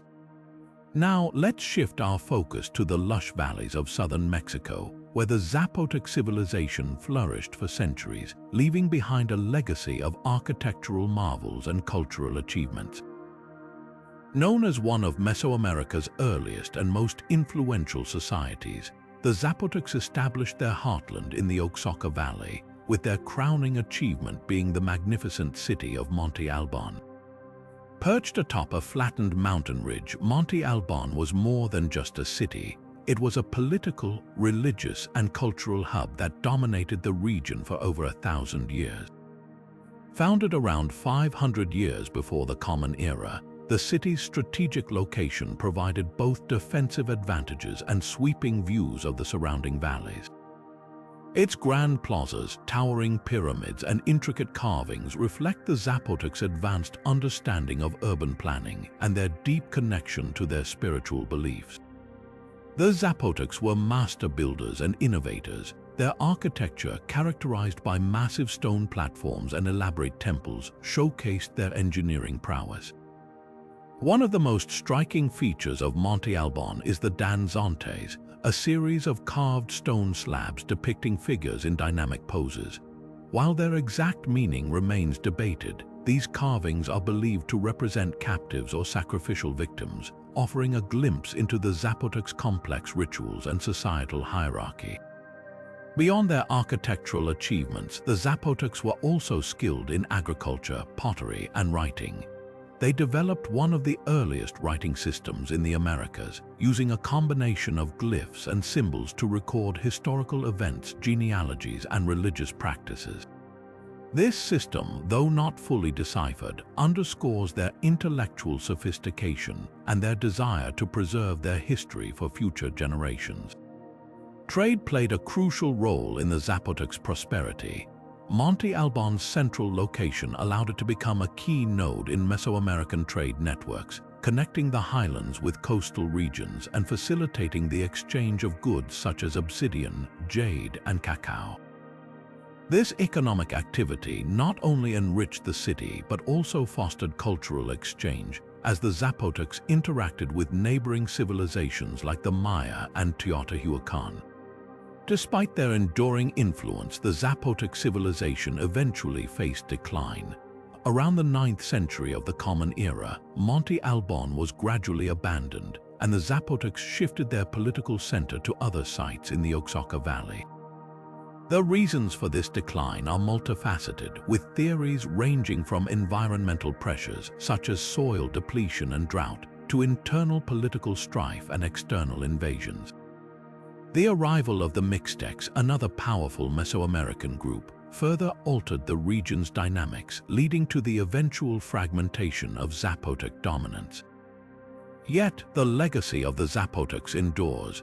Their descendants continue to live in Oaxaca, preserving their language, traditions, and cultural identity. Monte Alban, now a UNESCO World Heritage Site, stands as a testament to their ingenuity and resilience, offering modern visitors a window into the grandeur of this ancient civilization. As we move forward in our exploration of lost civilizations, we'll next uncover the secrets of the Kingdom of Yam, a mysterious Nubian realm whose trade connections with ancient Egypt have long fascinated historians.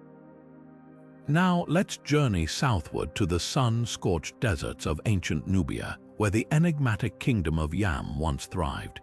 This mysterious civilization, often overshadowed by its powerful neighbor Egypt, played a pivotal role in the trade networks of the ancient world, yet its exact location remains one of history's most tantalizing puzzles. The Kingdom of Yam first appears in Egyptian records dating back to the Old Kingdom, around 2,500 years before the Common Era. These inscriptions describe Yam as a land rich in exotic goods, including ebony, ivory, incense, and animal skins. Egyptian expeditions to Yam were arduous, requiring months of travel through harsh desert terrain, but the rewards were immense. The trade between Yam and Egypt not only enriched both regions but also fostered cultural exchange as goods, ideas, and technologies flowed between the two civilizations. One of the most famous accounts of Yam comes from the tomb of Harkhuf, a governor of Upper Egypt during the 6th dynasty. Harkhuf's inscriptions detail his 4 expeditions to Yam, during which he brought back treasures and even a dancing pygmy for the pharaoh's entertainment. These records provide valuable insights into the relationship between Yam and Egypt, highlighting the kingdom's importance as a trading partner and its reputation as a land of abundance. Despite these vivid descriptions, the exact location of Yam has eluded historians and archaeologists for centuries.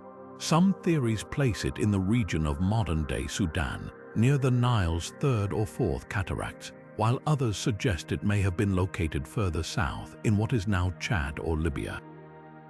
The lack of definitive archaeological evidence has only deepened the mystery, leaving Yam's true location open to speculation. What we do know is that Yam was a sophisticated society with strong ties to its environment. The kingdom's ability to thrive in such a challenging landscape speaks to the resourcefulness and resilience of its people. They likely relied on a combination of agriculture, animal husbandry, and trade to sustain their economy, adapting to the harsh conditions of the Nubian desert with ingenuity and skill. The decline of Yam is as mysterious as its location. By the time of the New Kingdom in Egypt, references to Yam disappear from historical records, suggesting that the kingdom may have been absorbed by other Nubian powers or simply faded into obscurity. Some scholars believe that environmental changes such as desertification may have played a role in its decline, while others point to shifting trade routes and political dynamics in the region. The kingdom of Yam may be lost to time, but its legacy lives on in the stories and artifacts that connect it to ancient Egypt. As we continue our exploration of forgotten civilizations, we'll next turn our attention to the Wari Empire, a powerful Andean society whose influence shaped the course of South American history. Now, let's shift our focus to the rugged highlands of ancient Peru, where the Wari Empire once flourished. This powerful civilization, often overshadowed by its more famous successors, the Inca, laid the groundwork for one of the most impressive empires in South American history. The Wari, who thrived between the 6th and 11th centuries, were master builders, skilled administrators, and pioneers of a vast road network that would later inspire the Inca. The Wari Empire emerged in the Ayacucho region of Peru, where they established their capital city, also named Wari. This urban center was a marvel of its time, featuring monumental architecture, intricate terraces, and a complex system of water management. The Wari were not just builders, though, they were also innovators in governance. They developed a system of provincial administration that allowed them to control a vast territory, stretching from the highlands to the coastal regions of Peru. One of the Wari's most enduring legacies is their extensive road network. These roads, which connected distant regions of their empire, were not only vital for trade and communication but also for military control. The Wari roads were so well constructed that many of them were later incorporated into the Inca road system, which is often mistakenly credited as the first of its kind in the Andes. The Wari's ability to link diverse landscapes, mountains, valleys, and deserts demonstrates their remarkable engineering skills and their understanding of the importance of connectivity in maintaining a large empire. The Wari also left behind a rich cultural legacy. Their art, characterized by bold geometric patterns and vibrant colors, reflects a sophisticated aesthetic sense.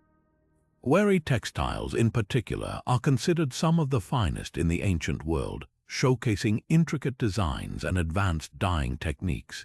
These textiles were not just decorative, they also served as a form of communication, conveying social status, religious beliefs, and political power. Despite their achievements, the Wari Empire eventually declined, and the reasons for their collapse remain a subject of debate among scholars. Some theories suggest that environmental changes, such as prolonged droughts, may have strained their agricultural systems. Others point to internal strife or external pressures from neighboring groups. Whatever the cause, the Wari's influence did not vanish entirely. Their administrative practices, road networks, and cultural traditions were adopted and adapted by the Inca, who rose to power centuries later. The Wari Empire may not be as well known as the Inca, but their contributions to Andean civilization are undeniable. As we continue our journey through the lost civilizations of the world, we'll next explore the Xiongnu Empire, a nomadic power that left an indelible mark on the history of Central Asia. Now let's journey from the highlands of Peru to the vast steppes of Central Asia, where the Xiongnu Empire once roamed. This formidable nomadic confederation, often overshadowed by the more familiar empires of history, played a pivotal role in shaping the destiny of ancient China and the broader region. Emerging around the 3rd century BC, the Xiongnu were master horsemen, fierce warriors, and skilled strategists who dominated the grasslands for centuries. The Xiongnu's rise to power was fueled by their unparalleled mastery of mounted warfare. Their swift cavalry units, armed with powerful composite bows, struck fear into the hearts of their enemies. This mobility allowed them to control vast territories stretching from the borders of China to the edges of Siberia. The Xiongnu were not just raiders, though, they were also shrewd diplomats. They often engaged in complex negotiations with the Chinese dynasties, alternating between conflict and alliance to secure their interests. One of the most significant chapters in Xiongnu history was their prolonged struggle with the Han dynasty of China. The Han emperors, determined to protect their northern borders, launched numerous campaigns against the Xiongnu. These conflicts, known as the Han-Xiongnu Wars, lasted for decades and became a defining feature of Chinese history.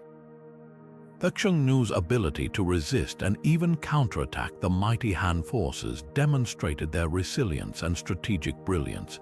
The Xiongnu's influence extended beyond the battlefield. They played a crucial role in the development of the Silk Road, the ancient trade network that connected East and West. By controlling key routes through Central Asia, the Xiongnu facilitated the exchange of goods, ideas, and cultures between China, Persia, and the Roman Empire.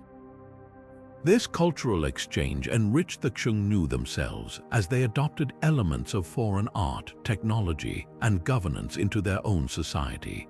Despite their power, the Xiongnu Empire eventually fragmented. Internal divisions, pressure from rival nomadic groups, and the relentless campaigns of the Han dynasty all contributed to their decline. By the 1st century CE, the once mighty Xiongnu had splintered into smaller factions, some of which were absorbed into other empires, while others migrated westward, leaving a lasting legacy in the regions they touched. The Xiongnu's impact on Chinese history cannot be overstated. Their constant threat forced the Han dynasty to innovate in military strategy, diplomacy, and infrastructure, including the construction of the Great Wall. Moreover, the Xiongnu's interactions with China set the stage for future relations between nomadic peoples and settled civilizations, a dynamic that would shape the history of Eurasia for centuries to come. As we move forward in our exploration of lost civilizations, we'll next uncover the mysteries of the Moche civilization, a society that thrived in the arid valleys of ancient Peru and left behind a legacy of stunning art and enigmatic ruins. Now, let's turn our attention to the arid valleys of ancient Peru, where the Moche civilization flourished between the 1st and 8th century CE. Known for their remarkable artistry and sophisticated culture, the Moche left behind a legacy that continues to captivate archaeologists and historians alike. Their society, centered around the Moche River Valley, was one of the most advanced in pre-Columbian South America, yet their sudden decline remains one of history's enduring mysteries. The Moche are perhaps best known for their exquisite pottery, which provides a vivid window into their daily lives, beliefs, and rituals. Their ceramics often depicted intricate scenes of warfare, agriculture, and religious ceremonies, showcasing a level of craftsmanship that was unparalleled in their time. These artifacts reveal a society deeply connected to its environment, with a strong emphasis on agriculture and irrigation. The Moche engineered an extensive network of canals to harness the scarce water resources of their desert homeland, enabling them to cultivate crops like maize, beans, and squash. Religion played a central role in Moche society, as evidenced by their elaborate temples and ceremonial centers. The most iconic of these is the Huaca del Sol, a massive adobe pyramid that served as both a political and religious hub. Nearby, the Huaca de la Luna, or Temple of the Moon, was adorned with vibrant murals depicting their gods and mythological scenes. These structures suggest a highly organized society with a powerful elite class that wielded both political and spiritual authority. One of the most intriguing aspects of the Moche civilization is their ritual practices, which often involved human sacrifice. Archaeological evidence, including the discovery of sacrificial victims at sites like the Huaca de la Luna, points to a belief system that sought to appease the gods through offerings. These rituals, while gruesome by modern standards, were likely seen as essential for maintaining cosmic balance and ensuring the prosperity of their society. Despite their achievements, the Moche civilization faced a dramatic collapse around the 8th century CE. Several theories have been proposed to explain their downfall, with environmental factors being a leading contender. Prolonged droughts, possibly exacerbated by El Niño events, would have devastated their agricultural systems, leading to food shortages and social unrest. Additionally, evidence of warfare and internal conflict suggests that political instability may have further weakened their society. Another compelling theory points to the possibility of a catastrophic flood or series of floods, which could have overwhelmed their irrigation systems and destroyed their settlements. This environmental upheaval, combined with the strain of maintaining their complex society, may have pushed the Moche to a breaking point. Over time, their once thriving cities were abandoned, and their cultural practices faded into obscurity. The legacy of the Moche, however, endures through their art, architecture, and technological innovations. Their influence can be seen in later Andean civilizations, such as the Chimu and the Inca, who built upon the foundations laid by the Moche. Today, their pottery and temples continue to offer valuable insights into the lives of this enigmatic people, reminding us of the fragility and resilience of human societies. As we continue our journey through the annals of lost civilizations, we'll next explore the ancient maritime kingdom of Funan, a powerful trade hub in Southeast Asia whose rise and fall remain shrouded in mystery. Shifting our focus to the vibrant waterways of Southeast Asia, we now explore the ancient maritime kingdom of Funan. Flourishing between the 1st and 6th centuries CE, Funan was a powerhouse of trade and culture, strategically positioned at the crossroads of major sea routes. This kingdom, often referred to as the Rome of the East, played a pivotal role in connecting the Indian subcontinent with China and the wider Southeast Asian region. Funan's prosperity was built on its mastery of maritime trade. The kingdom's ports bustled with merchants from distant lands, exchanging goods such as spices, silk, precious metals, and exotic woods. Funan's strategic location along the Mekong Delta allowed it to control key trade routes, making it a hub for cultural and economic exchange. This flow of goods and ideas not only enriched Funan but also influenced the development of neighboring civilizations. The kingdom's capital, Viadhapura, was a thriving urban center, showcasing the sophistication of Funanese society. Archaeological evidence reveals a city adorned with temples, palaces, and intricate water management systems. Funan's rulers, known as the Kings of the Mountain, were revered as divine figures, blending political authority with spiritual significance. Their patronage of Hinduism and Buddhism further highlights the kingdom's cultural diversity and openness to foreign influences. One of Funan's most remarkable achievements was its advanced irrigation and agricultural systems. The kingdom's engineers constructed an extensive network of canals and reservoirs, transforming the fertile floodplains of the Mekong Delta into productive farmland. This innovation not only supported a growing population but also allowed Funan to export surplus rice, cementing its status as a regional economic powerhouse. Despite its prosperity, Funan's decline began in the 6th century CE. Several factors contributed to its downfall, including shifting trade patterns and the rise of rival kingdoms. As new maritime routes emerged, Funan's dominance waned and its wealth gradually diminished. Additionally, environmental challenges such as changes in river flow and soil degradation may have strained its agricultural systems, further weakening the kingdom. The final blow came with the rise of the Chenla kingdom, a former vassal state that eventually absorbed Funan's territories. By the 7th century CE, Funan had faded into history, leaving behind a legacy of cultural and technological achievements. Its influence, however, endured in the art, architecture, and traditions of later Southeast Asian civilizations. As we move forward in our exploration of lost civilizations, we'll next uncover the secrets of the Oxus civilization, a mysterious society in Central Asia whose advanced urban planning and sudden disappearance continue to intrigue scholars. Now let's journey to the heart of Central Asia, where the enigmatic Oxus civilization once thrived along the banks of the Amu Darya River, known in ancient times as the Oxus. Flourishing between the 2nd millennium BCE and the 1st millennium BCE, this remarkable society left behind a legacy of innovation and mystery that continues to captivate archaeologists and historians alike. The Oxus civilization, also referred to as the Bactria Margiana archaeological complex, was a beacon of advanced urban planning and cultural sophistication. Its cities, such as Gana-Tepe in modern-day Turkmenistan, were marvels of their time, featuring meticulously designed layouts, fortified walls, and intricate irrigation systems. These settlements were not only centers of trade and craftsmanship, but also hubs of religious and cultural activity, reflecting a society deeply connected to its environment and spiritual beliefs. One of the most striking aspects of the Oxus civilization was its mastery of water management.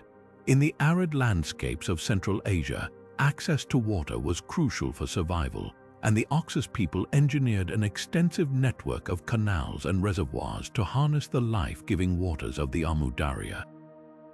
This ingenuity allowed them to cultivate crops, sustain large populations, and support thriving urban centers, even in the face of challenging climatic conditions. The Oxus civilization was also a melting pot of cultural influences, thanks to its strategic location along the Silk Road's precursor routes. Artifacts unearthed at Oxus sites reveal a rich tapestry of artistic expression, from intricately crafted jewelry and pottery to striking bronze figurines. These objects not only showcase the skill of Oxus artisans, but also hint at the civilization's connections with distant cultures, including Mesopotamia, the Indus Valley, and even ancient China. Yet, despite its achievements, the Oxus civilization vanished from the historical record around the 1st millennium BCE. The reasons for its decline remain shrouded in mystery, with scholars proposing various theories. Some suggest that environmental changes, such as shifts in river courses or prolonged droughts, may have disrupted the civilization's agricultural systems. Others point to the possibility of invasions or internal conflicts that destabilized its society. Whatever the cause, the disappearance of the Oxus civilization left a void in Central Asia, one that would later be filled by the rise of new powers like the Achaemenid Empire. The legacy of the Oxus civilization, however, endures in the archaeological treasures it left behind. These artifacts offer glimpses into a society that was both innovative and interconnected, a testament to the resilience and creativity of ancient peoples. As we continue our exploration of lost civilizations, we'll next turn our attention to the Kingdom of Kerma, a powerful Nubian state that rivaled ancient Egypt and left an indelible mark on the history of the Nile Valley. Now, let's travel south along the Nile to the ancient Kingdom of Kerma, a powerful Nubian state that flourished between approximately 2500 BCE and 1500 BCE. Located in what is now modern-day Sudan, Kerma was a formidable rival to ancient Egypt, boasting a rich culture, impressive architecture, and a military prowess that challenged its northern neighbor for centuries. The Kingdom of Kerma was centered around its capital city, also named Kerma, which served as the heart of its political, economic, and religious life. The city was a marvel of ancient engineering, featuring massive mud brick structures, including the iconic Tefufa, a towering temple complex that still stands today as a testament to Kerma's architectural ingenuity. These monumental buildings were not only symbols of the kingdom's power, but also hubs of activity where trade, worship, and governance intertwined. Kerma's wealth and influence were built on its strategic location along the Nile, which allowed it to control vital trade routes connecting sub-Saharan Africa with Egypt and the Mediterranean world. The kingdom was a major exporter of gold, ivory, ebony, and exotic goods, making it a key player in the ancient economy. Its artisans were renowned for their craftsmanship, producing exquisite pottery, jewelry, and textiles that reflected a unique blend of local and foreign influences. One of the most fascinating aspects of Kerma's history is its complex relationship with Egypt. For centuries, the two civilizations engaged in both trade and conflict, with Kerma often posing a significant threat to Egyptian dominance in the region. The Nubian kingdom's military strength was legendary, and its armies were known for their skill in archery, earning Kerma the nickname Land of the Bow. At times, Kerma even expanded its territory into southern Egypt, challenging the pharaohs and asserting its own power. However, the balance of power eventually shifted. Around 1500 BC, the Egyptian New Kingdom launched a series of military campaigns that culminated in the conquest of Kerma. The once mighty kingdom was absorbed into the Egyptian Empire, and its capital was transformed into an administrative center under Egyptian control. Despite this, the cultural legacy of Kerma endured, influencing later Nubian states like the Kingdom of Kush, which would rise to prominence centuries later. The story of Kerma is one of resilience, innovation, and the enduring spirit of a civilization that thrived in the shadow of one of history's greatest empires. As we continue our journey through the lost civilizations of the ancient world, we'll next explore the Paracas culture of Peru, a society known for its intricate textiles and mysterious disappearance. Shifting our focus to the windswept deserts of southern Peru, we now uncover the enigmatic Paracas culture, a civilization that thrived between approximately 800 BC and 100 BC. Known for their breathtaking textiles and mysterious disappearance, the Paracas people left behind a legacy that continues to captivate archaeologists and historians alike. The Paracas culture is perhaps best known for its extraordinary textiles, which are considered some of the finest and most intricate ever produced in the ancient world. These fabrics, often used to wrap the dead in elaborate burial rituals, feature vibrant colors, complex patterns, and intricate embroidery that showcase the Paracas people's advanced weaving techniques and artistic vision.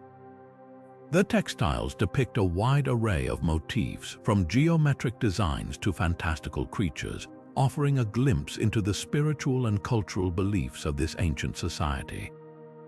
The Paracas Peninsula, where much of this culture's remains have been discovered, was a harsh and arid environment. Yet, the Paracas people adapted remarkably well, developing sophisticated irrigation systems to cultivate crops in the desert. Their ability to thrive in such challenging conditions speaks to their ingenuity and resourcefulness. Alongside their agricultural achievements, the Paracas were skilled fishermen, relying on the rich marine resources of the Pacific Ocean to sustain their communities. One of the most intriguing aspects of the Paracas culture is their burial practices. The Paracas necropolis, a vast burial site, contains hundreds of mummies wrapped in the iconic textiles. These burials reveal a deep reverence for the dead and a belief in an afterlife, as evidenced by the care taken to preserve and honor the deceased. Some of the mummies also exhibit evidence of cranial deformation, a practice that may have been used to signify social status or spiritual significance. Despite their remarkable achievements, the Paracas culture mysteriously declined around 100 BCE. The reasons for their collapse remain unclear, with theories ranging from environmental changes to conflicts with neighboring cultures. Some researchers suggest that prolonged droughts or shifts in ocean currents may have disrupted their way of life, while others point to the rise of the Nazca culture, which eventually absorbed or replaced the Paracas people. The Paracas culture's legacy lives on not only in their stunning textiles but also in the questions they left behind. Their ability to create beauty in the face of adversity and their mysterious disappearance remind us of the fragility and resilience of human civilizations.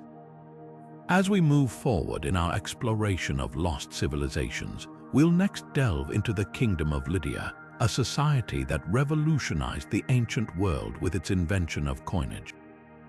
Turning our attention to the ancient lands of Anatolia, we now explore the Kingdom of Lydia, a civilization that left an indelible mark on the world through a revolutionary invention, coinage. Emerging around the 12th century BCE, the Lydians established themselves as a powerful and prosperous society in what is now modern-day Turkey. Their story is one of innovation, wealth, and eventual conquest, offering a fascinating glimpse into the complexities of ancient economies and empires. The Lydians are perhaps best known for their groundbreaking contribution to global commerce, the invention of the first standardized coins. Before the Lydians, trade relied heavily on barter systems or the exchange of precious metals in bulk. The Lydians, however, introduced small, stamped pieces of electrum, a natural alloy of gold and silver, which served as the world's first official currency. These coins, often bearing the image of a lion, the symbol of the Lydian kings, revolutionized trade by providing a consistent and portable medium of exchange. This innovation not only facilitated commerce within Lydia but also influenced neighboring civilizations, laying the foundation for modern monetary systems. The wealth of Lydia was legendary, thanks in part to its abundant natural resources, including gold from the Pactolus River. The Lydian capital, Sardis, became a bustling hub of trade and culture, attracting merchants and artisans from across the ancient world. The Lydians were also skilled craftsmen, producing intricate jewelry, textiles, and pottery that reflected their prosperity and artistic sophistication. Despite their economic and cultural achievements, the Kingdom of Lydia faced significant challenges. The rise of the Persian Empire under Cyrus the Great in the 6th century BCE marked the beginning of the end for the Lydians. In a dramatic turn of events, Cyrus defeated the Lydian king Croesus, who is often remembered for his immense wealth and the phrase, "as rich as Croesus." The fall of Lydia to the Persians in 546 BCE brought an end to their independence, though their legacy endured through their contributions to trade and governance. The Lydians' invention of coinage not only transformed their own society, but also set the stage for the economic systems that would shape the ancient and modern worlds. Their story is a testament to the power of innovation and the enduring impact of human ingenuity. As we continue our journey through the annals of lost civilizations, we'll next uncover the Lapita culture, a seafaring society whose voyages across the Pacific laid the groundwork for the Polynesian expansion. Now, let's set sail across the vast Pacific Ocean to uncover the story of the Lapita culture, a civilization whose mastery of the seas shaped the course of history in ways that still resonate today. Emerging around 1500 BCE, the Lapita people were pioneers of the Pacific, venturing across thousands of miles of open water to settle remote islands and establish a network of communities that stretched from New Guinea to Tonga. Their seafaring skills and adventurous spirit laid the foundation for the Polynesian expansion, making them one of the most influential yet lesser-known civilizations of the ancient world. The Lapita are best known for their distinctive pottery, which serves as a key archaeological marker of their presence. These intricately decorated vessels, often adorned with geometric patterns and stylized faces, provide a glimpse into their artistic traditions and cultural identity. But beyond their craftsmanship, the Lapita were remarkable navigators, using the stars, ocean currents, and natural signs like bird migrations. They charted courses across the Pacific, reaching islands that had never before been inhabited. This incredible feat of exploration required not only advanced knowledge of the sea, but also immense courage and ingenuity. What makes the Lapita culture truly fascinating is their role as the ancestors of many Polynesian societies. As they settled new islands, they brought with them their language, customs, and agricultural practices, creating a cultural continuity that would later define the Polynesian world. Crops like taro, yams, and breadfruit, along with domesticated animals such as pigs and chickens, were introduced to these islands by the Lapita, transforming the landscapes and enabling sustainable communities to thrive. Despite their achievements, much about the Lapita remains shrouded in mystery. Their settlements, often located on small, remote islands, have left behind limited archaeological evidence. Yet, what we do know paints a picture of a resilient and adaptable people who thrived in some of the most challenging environments on Earth. Over time, the Lapita culture evolved, giving rise to the diverse Polynesian cultures we recognize today, from the Maori of New Zealand to the Hawaiians and the Tahitians. The legacy of the Lapita is a testament to the power of human curiosity and the drive to explore the unknown. Their voyages not only connected distant islands but also laid the groundwork for one of the most remarkable chapters in human migration. As we continue our journey through the lost civilizations of the past, we'll next turn our attention to the Kingdom of Colchis, a land steeped in myth and mystery, where the legend of the Golden Fleece comes to life. Now let's journey to the rugged landscapes of the Caucasus, where the ancient Kingdom of Colchis once thrived, a land as rich in history as it is in legend. Nestled between the Black Sea and the towering Caucasus Mountains, Colchis was a realm of immense cultural and economic significance, often remembered for its connection to one of the most famous myths of antiquity, the tale of the Golden Fleece.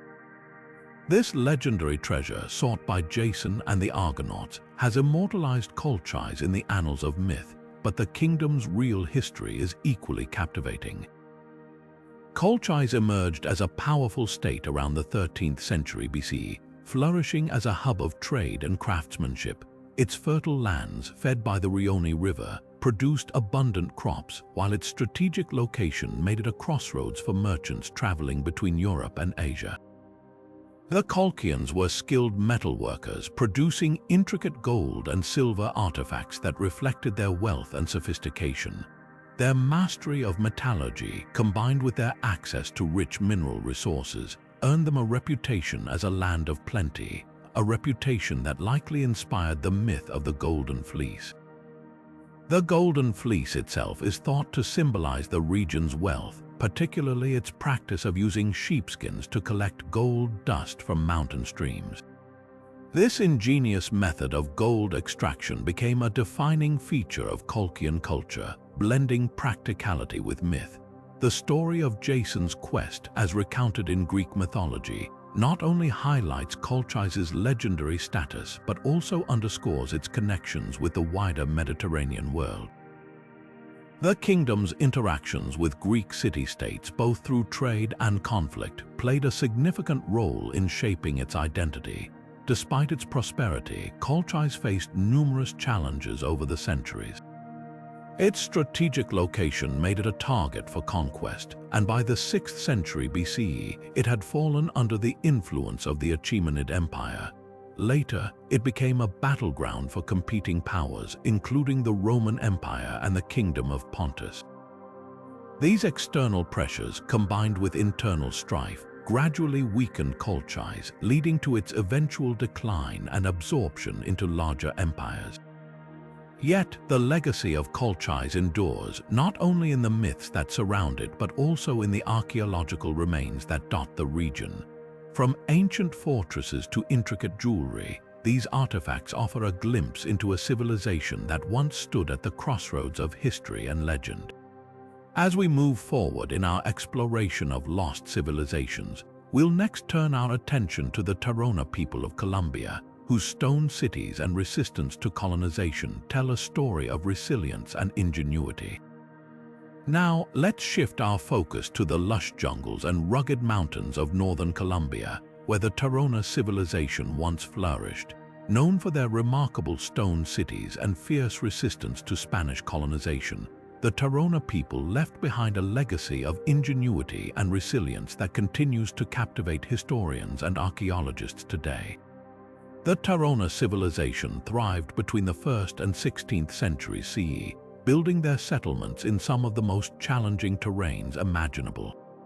Nestled in the Sierra Nevada de Santa Marta, their cities were constructed on steep mountain slopes, connected by an intricate network of stone-paved roads and staircases. These pathways not only linked their communities but also showcased their advanced engineering skills, allowing them to navigate the dense jungle and rugged landscape with ease. One of the most striking features of Taurona architecture is their stone-built cities such as Ciudad Perdida, or the Lost City. Rediscovered in the 1970s, this sprawling complex features terraces, plazas, and circular stone structures that blend seamlessly with the natural environment. The Taurona designed their cities to withstand heavy rainfall and landslides, demonstrating a deep understanding of their surroundings and a commitment to sustainable living. The Taurona were also skilled craftsmen, producing exquisite goldwork, pottery, and textiles. Their gold artifacts, often depicting animals and spiritual symbols, reflect a rich cultural and religious tradition. These items were not just decorative but held significant spiritual meaning, used in rituals and ceremonies to honor their gods and ancestors. When the Spanish arrived in the 16th century, the Taurona fiercely resisted colonization. Unlike many other indigenous groups, they managed to hold off the invaders for decades, using their knowledge of the terrain to their advantage. They launched guerrilla-style attacks from their mountain strongholds, making it difficult for the Spanish to gain a foothold. However, the combination of warfare, disease, and forced labor eventually took its toll, leading to the decline of the Taurona civilization. Despite their eventual subjugation, the Taurona's legacy lives on. Their descendants, the Kogi, Wiwa, Arhuaco, and Cancumo peoples, continue to inhabit the Sierra Nevada de Santa Marta, preserving many of the traditions and knowledge of their ancestors. The rediscovery of their stone cities has also shed light on a civilization that mastered the art of living in harmony with nature, leaving behind a testament to their resilience and creativity. As we continue our journey through the annals of forgotten civilizations, our next stop takes us to the ancient South Arabian kingdom of Main, a land of trade and prosperity that played a pivotal role in the ancient world. Now let's journey to the arid landscapes of ancient South Arabia, where the kingdom of Main once stood as a beacon of trade and prosperity. Flourishing between the 12th century BCE and the 2nd century CE, Main was one of the most influential kingdoms in the region, renowned for its vast trade networks and strategic location along the incense routes. The Mainites were master traders, controlling the flow of frankincense and myrrh, two of the most prized commodities in the ancient world. These aromatic resins were harvested from the trees of southern Arabia and transported across vast deserts to markets in Egypt, Mesopotamia, and the Mediterranean. The kingdom's wealth and power were built on this lucrative trade, with caravans traveling thousands of miles to deliver their precious cargo. Main's capital, Kannur, was a bustling hub of commerce and culture. The city's impressive architecture, including temples and fortifications, reflected the kingdom's prosperity and sophistication. The Mainites were also skilled in irrigation, developing advanced systems to harness scarce water resources and support agriculture in their arid environment. This ingenuity allowed them to sustain their population and maintain their dominance in the region. Despite their success, the Kingdom of Main faced growing pressure from neighboring powers. The rise of the Sabaean kingdom to the south and the expansion of the Roman Empire to the north gradually eroded Main's influence. By the 2nd century CE, the kingdom had been absorbed into the larger Sabaean state, marking the end of its independence. Yet, the legacy of Main endures. Their contributions to trade and infrastructure laid the groundwork for the development of South Arabian civilization, and their inscriptions provide valuable insights into their language, culture, and history. The story of Main reminds us of the interconnectedness of ancient societies and the enduring impact of trade on human progress. As we move forward, our next destination takes us to the Cucuteni Tripilia culture of Eastern Europe, a civilization known for its massive settlements and enigmatic decline. Now, let's turn our attention to the sprawling plains of Eastern Europe, where the Cucuteni Tripilia culture thrived over 7,000 years ago. This remarkable civilization, flourishing between approximately 5,500 BC and 2,750 BC, is one of the oldest and most enigmatic societies in human history. Known for their massive settlements and intricate pottery, the Cucuteni Tripilia people left behind a legacy that continues to puzzle archaeologists and historians to this day. The Cucuteni Tripilia culture is renowned for its enormous settlements, some of which were home to tens of thousands of people. These communities were among the largest in the world at the time, rivaling even the early cities of Mesopotamia. The settlements were meticulously planned, with rows of houses arranged in concentric circles or parallel lines, creating a sense of order and unity.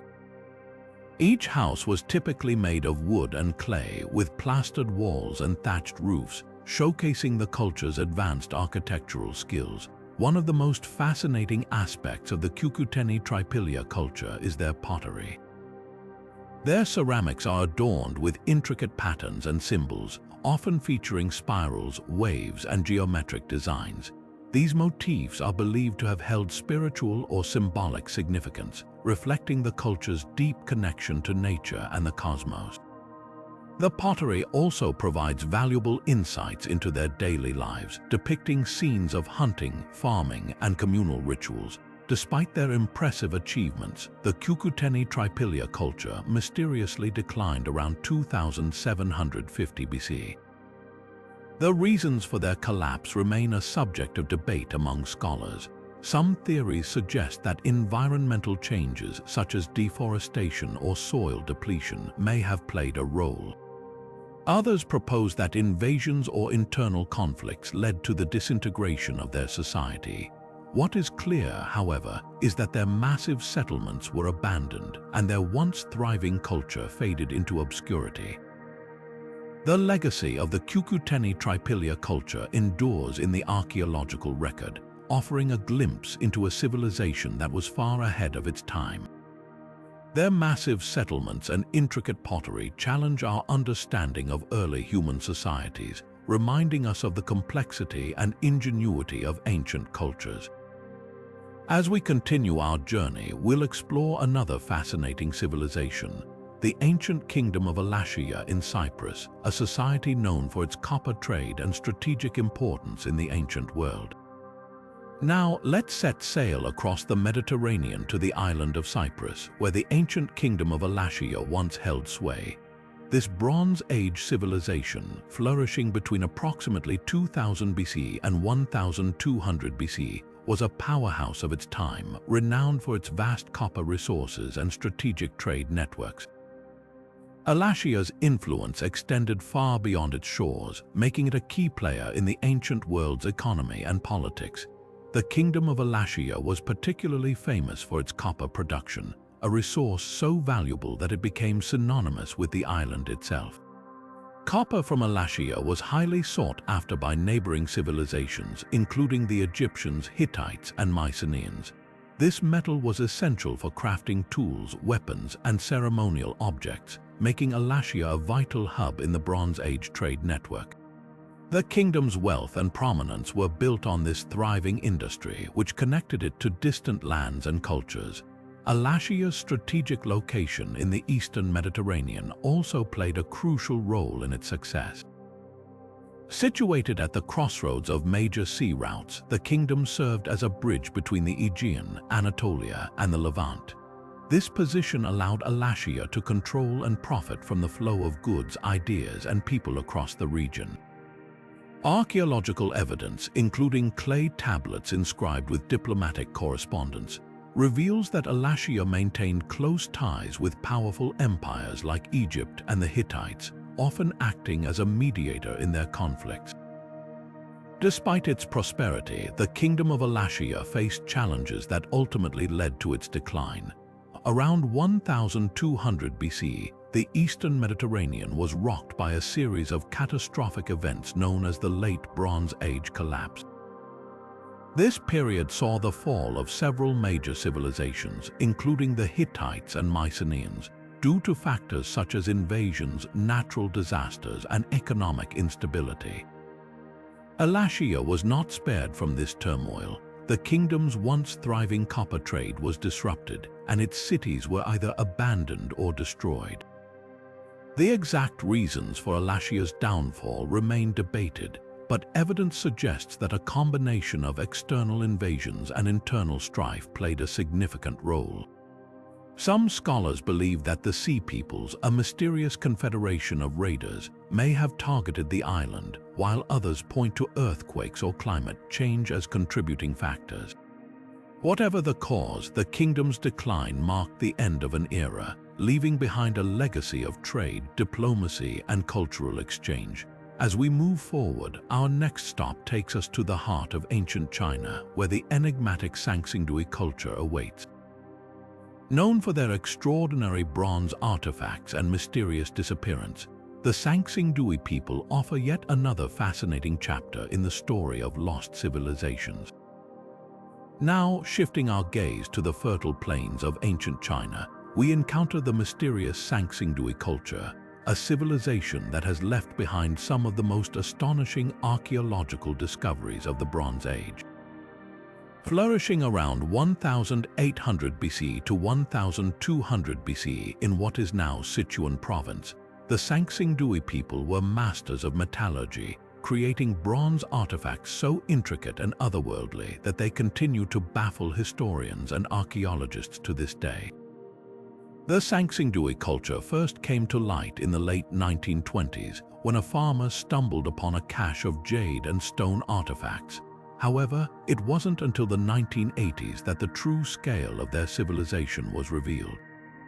Excavations uncovered two massive sacrificial pits filled with thousands of artifacts, including bronze masks, statues, and ceremonial objects. These finds were unlike anything previously seen in Chinese archaeology. The bronze masks in particular are striking, with exaggerated features, almond-shaped eyes, and expressions that seem to transcend time. Some scholars believe these masks may have been used in religious rituals, possibly representing deities or ancestors. What makes the Sangsingdui culture even more intriguing is the absence of written records. Unlike other ancient Chinese civilizations, such as the Shang dynasty, the Sangsingdui left no inscriptions or texts to explain their beliefs, practices, or history. This lack of written evidence has led to endless speculation about their origins, societal structure, and the meaning behind their elaborate artifacts. Some theories suggest that the Sangsingdui may have been a separate cultural group, distinct from the Shang, while others propose they were part of a broader network of Bronze Age societies in the region. The sudden disappearance of the Sangsingdui culture around 1200 BC adds another layer of mystery. Archaeological evidence indicates that their major settlement was abruptly abandoned with no clear explanation. Some researchers point to natural disasters such as earthquakes or floods as possible causes. Others speculate that internal conflict or external invasions may have led to their downfall. Whatever the reason, the Sangsingdui vanished from history, leaving behind only their extraordinary artifacts as a testament to their once thriving civilization. As we prepare to journey further into the annals of lost civilizations, our next destination takes us to the ancient Syrian kingdom of Katna, a city of opulence and intrigue that played a pivotal role in the politics of the ancient Near East. Now let us turn our attention to the ancient Syrian kingdom of Katna, a city that once stood as a beacon of wealth and power in the ancient Near East. Located in what is now modern-day Syria, Katna flourished during the 2nd millennium BC, serving as a major hub of trade and diplomacy. Its strategic location along key trade routes made it a vital player in the region, connecting Mesopotamia with the Mediterranean world. At the heart of Katna's grandeur was its royal palace, a sprawling complex that showcased the kingdom's prosperity and sophistication. Excavations have revealed a palace adorned with intricate frescoes, luxurious furnishings, and an impressive array of artifacts, including ivory carvings, gold jewelry, and finely crafted pottery. One of the most remarkable discoveries within the palace was a royal tomb, where the remains of Katna's rulers were found alongside treasures meant to accompany them into the afterlife. These findings offer a glimpse into the opulence and ceremonial practices of Katna's elite. Katna's political influence extended far beyond its borders, as it engaged in complex alliances and rivalries with neighboring powers. The kingdom maintained close ties with Egypt, as evidenced by diplomatic correspondence found in the Amarna letters, a collection of clay tablets detailing interactions between ancient Near Eastern rulers. However, Katna's fortunes took a dramatic turn when it became entangled in the power struggles of the region. The kingdom's downfall came at the hands of the Hittites, a formidable empire based in Anatolia. Around 1340 BC, the Hittite king Suppiluliuma I launched a campaign against Katna, seeking to expand his empire's influence. The city was besieged, and despite its formidable defenses, Katna ultimately fell to the Hittite forces. The conquest marked the end of Katna's independence, as it was absorbed into the Hittite Empire. The story of Katna is a testament to the rise and fall of ancient civilizations, shaped by the interplay of diplomacy, warfare, and the relentless march of history. As we continue our exploration of lost civilizations, our next stop takes us to the Arakanese kingdom in Myanmar, a land of cultural achievements and colonial struggles. Shifting our focus to the eastern edge of the ancient world, we now journey to the kingdom of Arakan, a once thriving civilization nestled in the lush landscapes of modern-day Myanmar. Known for its rich cultural heritage and strategic coastal location, Arakan emerged as a significant power in Southeast Asia, blending influences from India, Persia, and beyond. This unique fusion of cultures shaped Arakan into a vibrant center of art, religion, and trade, leaving behind a legacy that continues to captivate historians and archaeologists today. At the height of its power, the Arakanese kingdom was renowned for its architectural marvels, particularly the grand temples and pagodas that dotted its landscape. The most iconic of these is the Shithong Temple, a sprawling complex adorned with intricate carvings and sculptures that reflect the kingdom's deep connection to Buddhism. These structures not only served as places of worship but also as symbols of Arakan's prosperity and artistic ingenuity. The kingdom's artisans were masters of their craft, producing exquisite works in stone, bronze, and gold that showcased their technical skill and creative vision. Arakan's cultural achievements were matched by its economic prowess. Situated along the Bay of Bengal, the kingdom became a vital hub for maritime trade, connecting South Asia with the broader Indian Ocean world. Merchants from distant lands flocked to Arakan's ports, bringing with them goods, ideas, and technologies that enriched the kingdom's society. This exchange of cultures fostered a cosmopolitan atmosphere where diverse traditions coexisted and flourished. However, the kingdom of Arakan's fortunes began to wane as external pressures mounted. By the 17th century, the region found itself caught in the crossfire of competing empires and colonial ambitions. The arrival of European powers, particularly the Portuguese and later the British, disrupted Arakan's autonomy and destabilized its economy. The kingdom's decline was further hastened by internal strife and invasions from neighboring powers, culminating in its eventual annexation by the British Empire in the early 19th century. The story of Arakan is a poignant reminder of how even the most prosperous civilizations can be reshaped by the tides of history. As we move forward in our exploration, our next destination takes us to the kingdom of Kalinga in India, a land of fierce resistance and enduring cultural legacy. Turning our gaze to the heart of ancient India, we now explore the kingdom of Kalinga, a land steeped in both conflict and cultural brilliance. Nestled along the eastern coast of the Indian subcontinent, Kalinga was a region of immense strategic importance, known for its fertile lands, bustling ports, and fiercely independent spirit. This kingdom, though often overshadowed by its more prominent neighbors, played a pivotal role in shaping the history and culture of South Asia. Kalinga's most defining moment came in the form of its resistance against the mighty Mauryan Empire. In the 3rd century before the Common Era, the Mauryan ruler Ashoka set his sights on Kalinga, seeking to expand his empire's reach. What followed was one of the bloodiest battles in ancient history. The Kalinga warriors, though outnumbered, fought valiantly to defend their homeland. The sheer scale of the conflict and the immense loss of life left a profound impact on Ashoka, leading to his dramatic transformation from a conqueror to a proponent of peace and Buddhism. This turning point not only altered the course of Ashoka's reign, but also left an indelible mark on the cultural and spiritual landscape of the region. Despite the devastation of the war, Kalinga's legacy endured. The kingdom became a beacon of art, architecture, and maritime trade.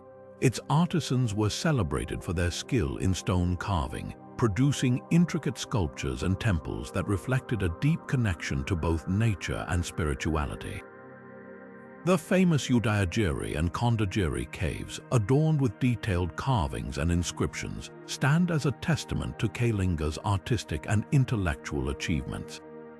These sites not only served as places of worship but also as centers of learning, where scholars and monks gathered to exchange ideas. Kalinga's influence extended beyond its borders through its thriving maritime trade. The kingdom's ports, such as Tamralipti, were vital hubs that connected India with Southeast Asia and beyond. Merchants from distant lands brought with them goods, ideas, and cultural practices, enriching Kalinga's society and fostering a spirit of cosmopolitanism. This exchange of knowledge and traditions helped shape the region's identity, leaving a legacy that continues to resonate in modern-day Odisha. The story of Kalinga is one of resilience, creativity, and transformation. From the ashes of conflict rose a civilization that not only preserved its unique identity, but also contributed significantly to the broader tapestry of Indian history. As we continue our journey, our next stop takes us to the Kingdom of Paeonia in the Balkans, a land of dynamic interactions and enduring influence. Now, let's journey to the rugged landscapes of the Balkans, where the Kingdom of Paeonia once stood as a vibrant and resilient civilization. Nestled between the powerful kingdoms of Macedon and Thrace, Paeonia was a land of strategic importance, known for its fierce warriors and rich cultural traditions. Though often overshadowed by its more famous neighbors, this kingdom played a crucial role in the complex political and cultural dynamics of the ancient world. The Paeonians were a people of remarkable adaptability, thriving in a region marked by constant shifts in power. Their interactions with the rising Macedonian Empire were particularly significant. As Macedon grew in strength under rulers like Philip II and Alexander the Great, Paeonia found itself caught in a delicate balance between resistance and cooperation. The Paeonian kings, skilled in diplomacy, often navigated these turbulent waters by forming alliances or paying tribute to avoid outright conquest. Yet, their fierce independence was never fully extinguished, as evidenced by their occasional rebellions against Macedonian dominance. One of the most fascinating aspects of Paeonian culture was their deep connection to the natural world. The kingdom's mountainous terrain shaped their way of life, fostering a society of skilled horsemen and hunters. Their art and craftsmanship reflected this bond, with intricate designs inspired by the flora and fauna of their homeland. Paeonian metalwork, in particular, was highly prized, showcasing their mastery in creating weapons, jewelry, and ceremonial objects. These artifacts not only highlight their artistic prowess, but also provide a glimpse into their spiritual beliefs and daily lives. Despite their resilience, the Kingdom of Paeonia eventually succumbed to the tides of history. By the 4th century before the Common Era, the growing power of Macedon proved too formidable. Paeonia was gradually absorbed into the Macedonian Empire, its people assimilated into the broader Hellenistic world. Yet, even in assimilation, the Paeonians left an indelible mark. Their traditions, skills, and cultural practices influenced the regions they became part of, contributing to the rich tapestry of Balkan history. The story of Paeonia is one of endurance and adaptation, a testament to the strength of a people who thrived in the shadow of empires.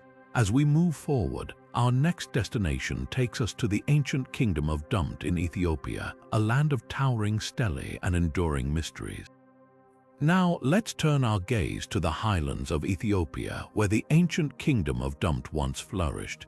This enigmatic civilization, dating back to around the 10th century before the Common Era, is often considered a precursor to the more well-known Aksumite Empire.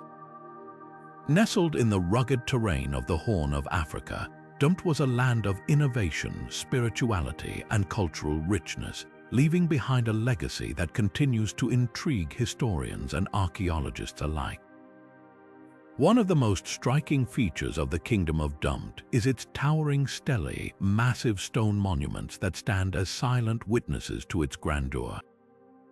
These intricately carved pillars, some reaching impressive heights, were likely used as markers for royal graves or ceremonial sites.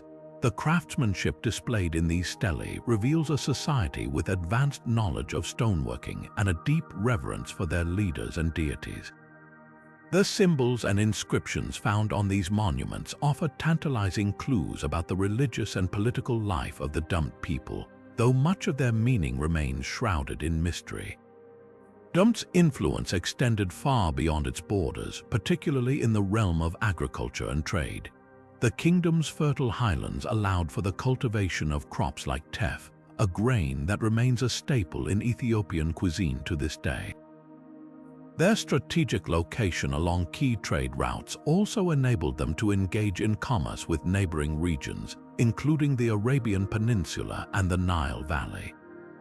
This exchange of goods and ideas not only enriched Dumt's culture but also laid the groundwork for the rise of the Aksumite Empire, which would later dominate the region. The relationship between Dumt and the Aksumites is a subject of much debate among scholars. Some argue that Dumt was a direct ancestor of the Aksumite civilization, while others see it as a distinct but influential precursor. What is clear, however, is that many of the cultural and architectural traditions of Dumt, such as the use of stelae and the emphasis on trade, were carried forward by the Aksumites. This continuity highlights the enduring impact of Dumt on the history of the Horn of Africa. As we reflect on the Kingdom of Dumt, we are reminded of the interconnectedness of ancient civilizations and the ways in which their legacies shape the world we know today. Next, we'll journey to the ancient kingdom of Commagene in Anatolia, where a unique blend of cultures created a fascinating chapter in history. Now, let's travel to the rugged landscapes of Anatolia, where the kingdom of Commagene once stood as a remarkable testament to cultural fusion and political ambition. Nestled between the mighty empires of Rome and Parthia, Commagene emerged as a small but influential kingdom during the 1st century before the Common Era. What makes Commagene truly fascinating is its unique blend of Greek, Persian, and local Anatolian traditions, creating a cultural tapestry that set it apart from its neighbors. At the heart of Commagene's identity was its royal family, particularly King Antiochus I, who ruled during its golden age. Antiochus envisioned his kingdom as a bridge between East and West, and he went to great lengths to reflect this vision in his monuments and policies. One of his most enduring legacies is the sanctuary at Mount Nemrut, a breathtaking site adorned with colossal statues of gods and kings. These statues, blending Greek and Persian artistic styles, were meant to symbolize the unity of cultures under Antiochus's rule. The inscriptions found at the site also reveal the king's belief in his divine lineage, claiming descent from both Greek and Persian deities. Commagene's strategic location made it a key player in the power struggles of the ancient world. Situated along the Euphrates River, the kingdom controlled vital trade routes and served as a buffer state between Rome and Parthia. This position, however, also made it a target for imperial ambitions. Despite its cultural achievements, Commagene's independence was short-lived. By the 1st century of the Common Era, the kingdom found itself increasingly caught in the crossfire of Roman expansion. The end of Commagene came in the year 72 of the Common Era, when the Roman Emperor Vespasian formally annexed the kingdom, absorbing it into the Roman Empire. While this marked the end of Commagene's political autonomy, its cultural legacy endured. The fusion of Greek and Persian elements in its art, architecture, and religious practices left a lasting impression on the region, influencing later civilizations in Anatolia and beyond.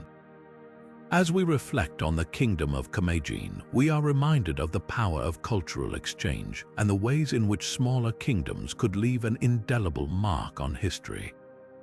Next, we'll explore the Pontic Kingdom, a realm that fiercely resisted Roman domination and carved its own path in the annals of history. Shifting our focus to the shores of the Black Sea, we now turn to the Kingdom of Pontus, a realm that rose to prominence through its fierce independence and strategic brilliance. Emerging in the 3rd century before the Common Era, Pontus became a formidable power in the region, known for its rich resources, particularly its vast reserves of iron and timber. These assets not only fueled its economy but also enabled the kingdom to build a strong military, which would play a crucial role in its resistance against one of the ancient world's greatest powers, Rome. At the heart of Pontus's story is its most famous ruler, Mithridates VI, often referred to as Mithridates the Great. A cunning and ambitious leader, Mithridates sought to expand his kingdom's influence across Asia Minor and the Black Sea region. His reign was marked by a series of conflicts with Rome, as he sought to challenge its growing dominance. Mithridates' ability to rally neighboring kingdoms and tribes against Rome demonstrated his diplomatic skill and his determination to preserve Pontus's independence. One of the most dramatic episodes in Pontus's history was the series of wars known as the Mithridatic Wars, which spanned several decades. These conflicts were not just military struggles but also ideological battles, as Mithridates positioned himself as a defender of Greek and Eastern cultures against Roman imperialism. His campaigns were marked by both brilliant victories and devastating defeats, including the infamous massacre of Roman citizens in Asia Minor, which earned him the enmity of Rome. Despite his efforts, Mithridates' resistance ultimately proved unsustainable. The Roman Republic, with its vast resources and military might, gradually wore down Pontus's defenses. After a series of crushing defeats, Mithridates was forced to retreat to the eastern reaches of his kingdom. His final years were marked by intrigue and betrayal, culminating in his death in 63 before the Common Era. With his passing, the Kingdom of Pontus lost its last great leader and was eventually absorbed into the Roman Empire, yet the legacy of Pontus endures. Mithridates' defiance against Rome has made him a symbol of resistance and resilience, while the kingdom's cultural and economic contributions to the Black Sea region left a lasting impact. As we move forward, we'll explore the Kingdom of Numidia, a North African power that played a pivotal role in the Mediterranean's shifting political landscape. Now, let's journey to the sun-drenched landscapes of North Africa, where the Kingdom of Numidia once thrived as a powerful and influential force in the ancient Mediterranean world. Emerging in the 2nd century before the Common Era, Numidia was a land of vast plains, fertile valleys, and resourceful people. Its strategic location made it a key player in the region's politics, particularly during the tumultuous era of the Punic Wars, when the Mediterranean was a battleground for empires.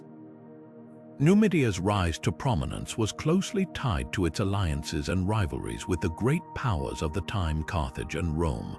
The Numidians were renowned for their skilled cavalry, which became a decisive factor in many battles. Under the leadership of King Massinissa, Numidia aligned itself with Rome during the Second Punic War, a decision that would shape the kingdom's destiny.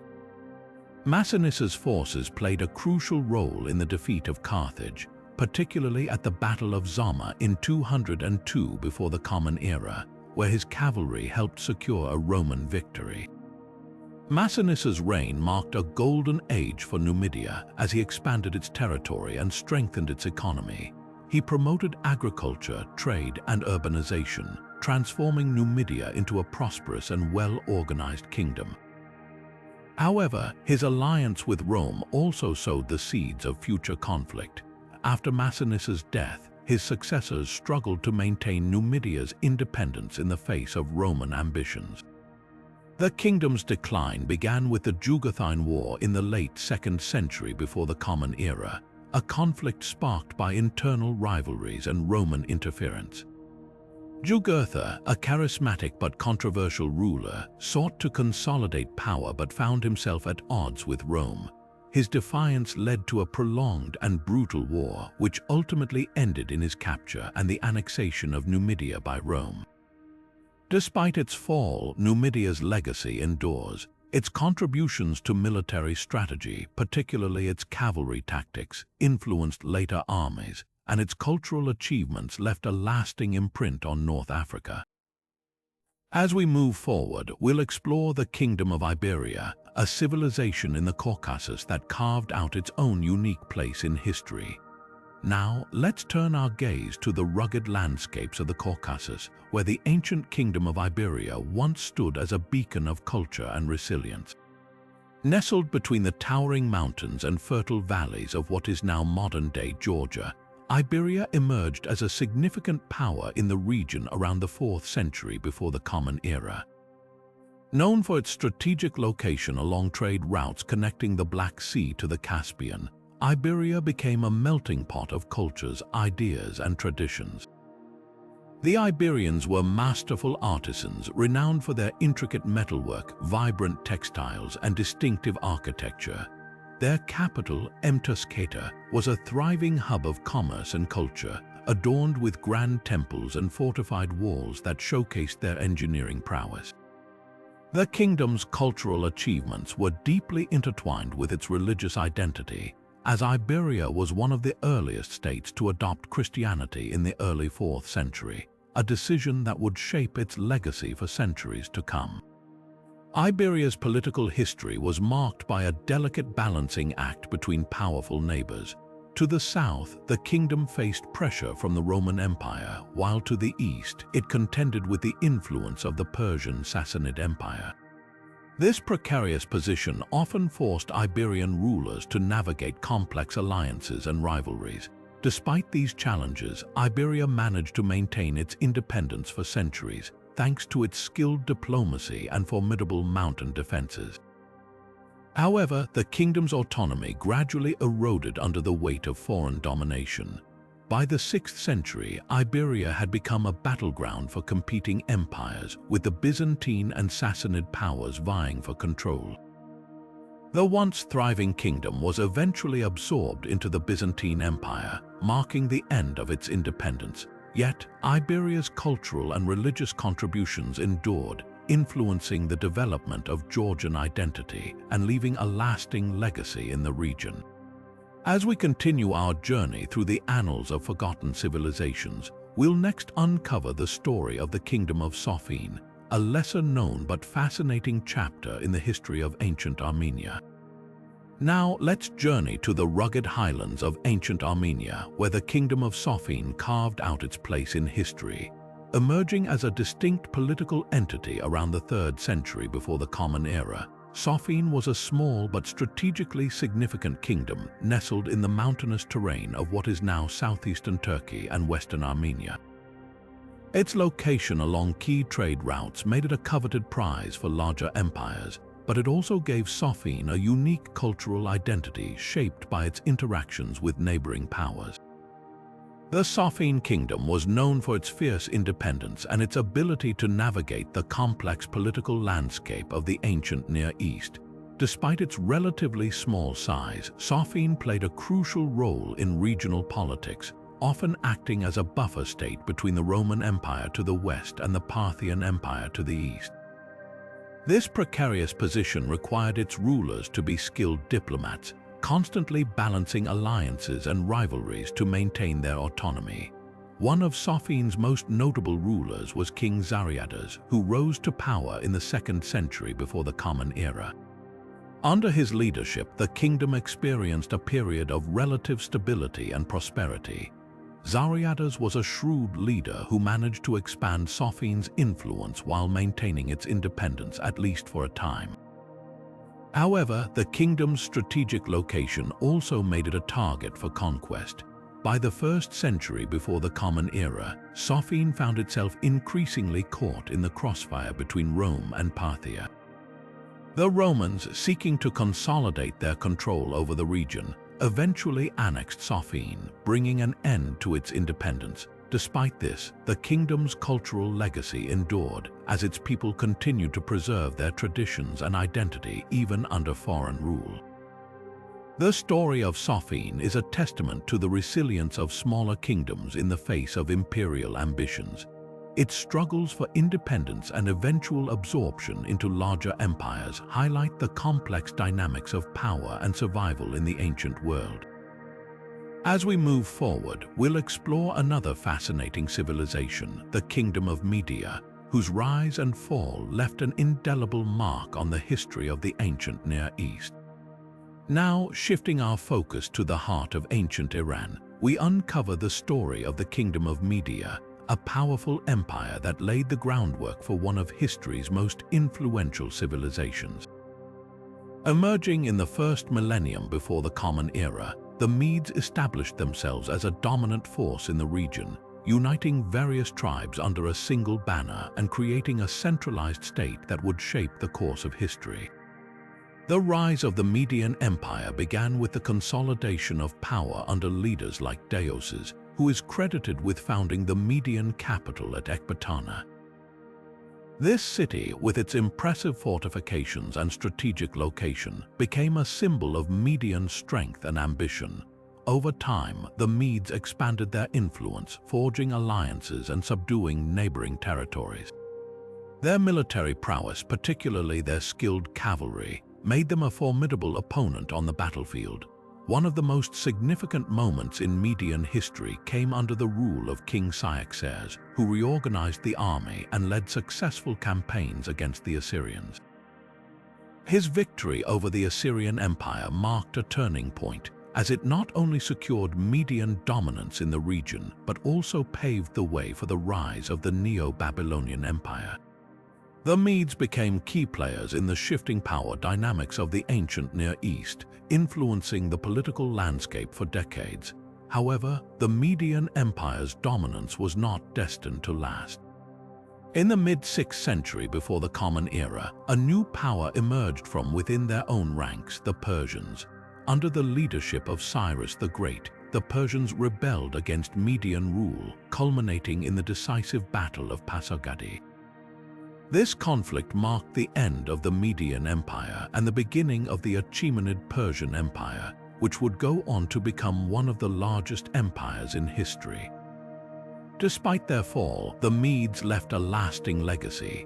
Their administrative systems, cultural practices, and military innovations were adopted and refined by the Persians, ensuring that Median influence endured long after their empire faded. The story of the Medes is a reminder of how empires rise, evolve, and sometimes give way to new powers, shaping the world in ways that echo through the ages. As we continue our journey, we'll explore the final civilization on our list, the Kingdom of Urartu, whose fortresses and resilience left an indelible mark on the ancient world. Now, let's journey to the rugged landscapes of the Armenian highlands, where the Kingdom of Urartu once stood as a beacon of strength and resilience. Flourishing between the 9th and 6th centuries before the Common Era, Urartu was a formidable power, known for its impressive fortresses, advanced irrigation systems, and vibrant culture. Nestled in a region of towering mountains and fertile valleys, the Urartians built a civilization that thrived in the face of constant challenges. The heart of Urartu's strength lay in its fortresses, which were strategically positioned to defend against invaders and control key trade routes. Cities like Tushpa, the capital, and Irabuni, which would later become modern-day Yerevan, were fortified with massive stone walls and watchtowers. These structures not only served as military strongholds but also as centers of administration and culture, showcasing the Urartians' architectural ingenuity. One of the most remarkable achievements of the Urartians was their mastery of water management. In a region prone to droughts, they constructed an extensive network of canals, aqueducts, and reservoirs to support agriculture and sustain their population. These innovations allowed them to cultivate crops and maintain a stable food supply, even in the harshest conditions. The remains of these engineering marvels can still be seen today, a testament to their skill and foresight. Despite their resilience, the Urartians faced relentless pressure from the Assyrian Empire to the south. The Assyrians, known for their military might, frequently clashed with Urartu, seeking to expand their territory and control valuable resources. While the Urartians managed to repel many Assyrian attacks, the constant warfare took a toll on their kingdom. Over time, internal strife and external pressures weakened Urartu, leaving it vulnerable to invasion. By the early 6th century before the Common Era, the kingdom of Urartu had succumbed to the rising power of the Medes and later the Persians, yet their legacy endured. The fortresses, irrigation systems, and cultural achievements of the Urartians influenced later civilizations in the region, including the Armenians, who consider Urartu a foundational part of their heritage. The story of Urartu is one of perseverance and innovation, a civilization that thrived in a challenging environment and left a lasting impact on the world. As we conclude our exploration of these 50 lost civilizations, we're reminded of the incredible diversity and richness of human history, and the importance of preserving these stories for future generations. Which of these civilizations intrigued you the most? Let us know in the comments below, and don't forget to like, subscribe, and hit the notification bell for more journeys into the mysteries of our past. As we wrap up this journey through 50 lost civilizations, it's impossible not to marvel at the incredible diversity and ingenuity of these ancient societies. From the towering fortresses of Urartu to the intricate terracotta sculptures of the Nok culture, each civilization we've explored offers a unique glimpse into humanity's shared past. These stories remind us that history is not just a collection of dates and events, but a tapestry woven from the lives, achievements, and struggles of countless people who came before us. Preserving and studying these forgotten histories is more than an academic pursuit. It's a way to honor the resilience and creativity of our ancestors. By uncovering their stories, we gain a deeper understanding of our own place in the world and the lessons they left behind. Whether it's the advanced water systems of the Urartians or the maritime prowess of the Minoans, these civilizations continue to inspire and teach us even centuries after their decline. Now, we'd love to hear from you. Which of these lost civilizations captured your imagination the most? Was it the mysterious cloud warriors of the Chachapoya, the trade-savvy Nabateans, or perhaps the enigmatic Sangsingdui culture with their striking bronze artifacts? Let us know in the comments below. Your thoughts and insights make this exploration even more meaningful. If you enjoyed this journey through the forgotten corners of history, don't forget to like this video, subscribe to our channel, and hit the notification bell so you never miss another adventure into the mysteries of our past. Together, let's keep uncovering the stories that shape our world. Thanks for watching, and we'll see you in the next video.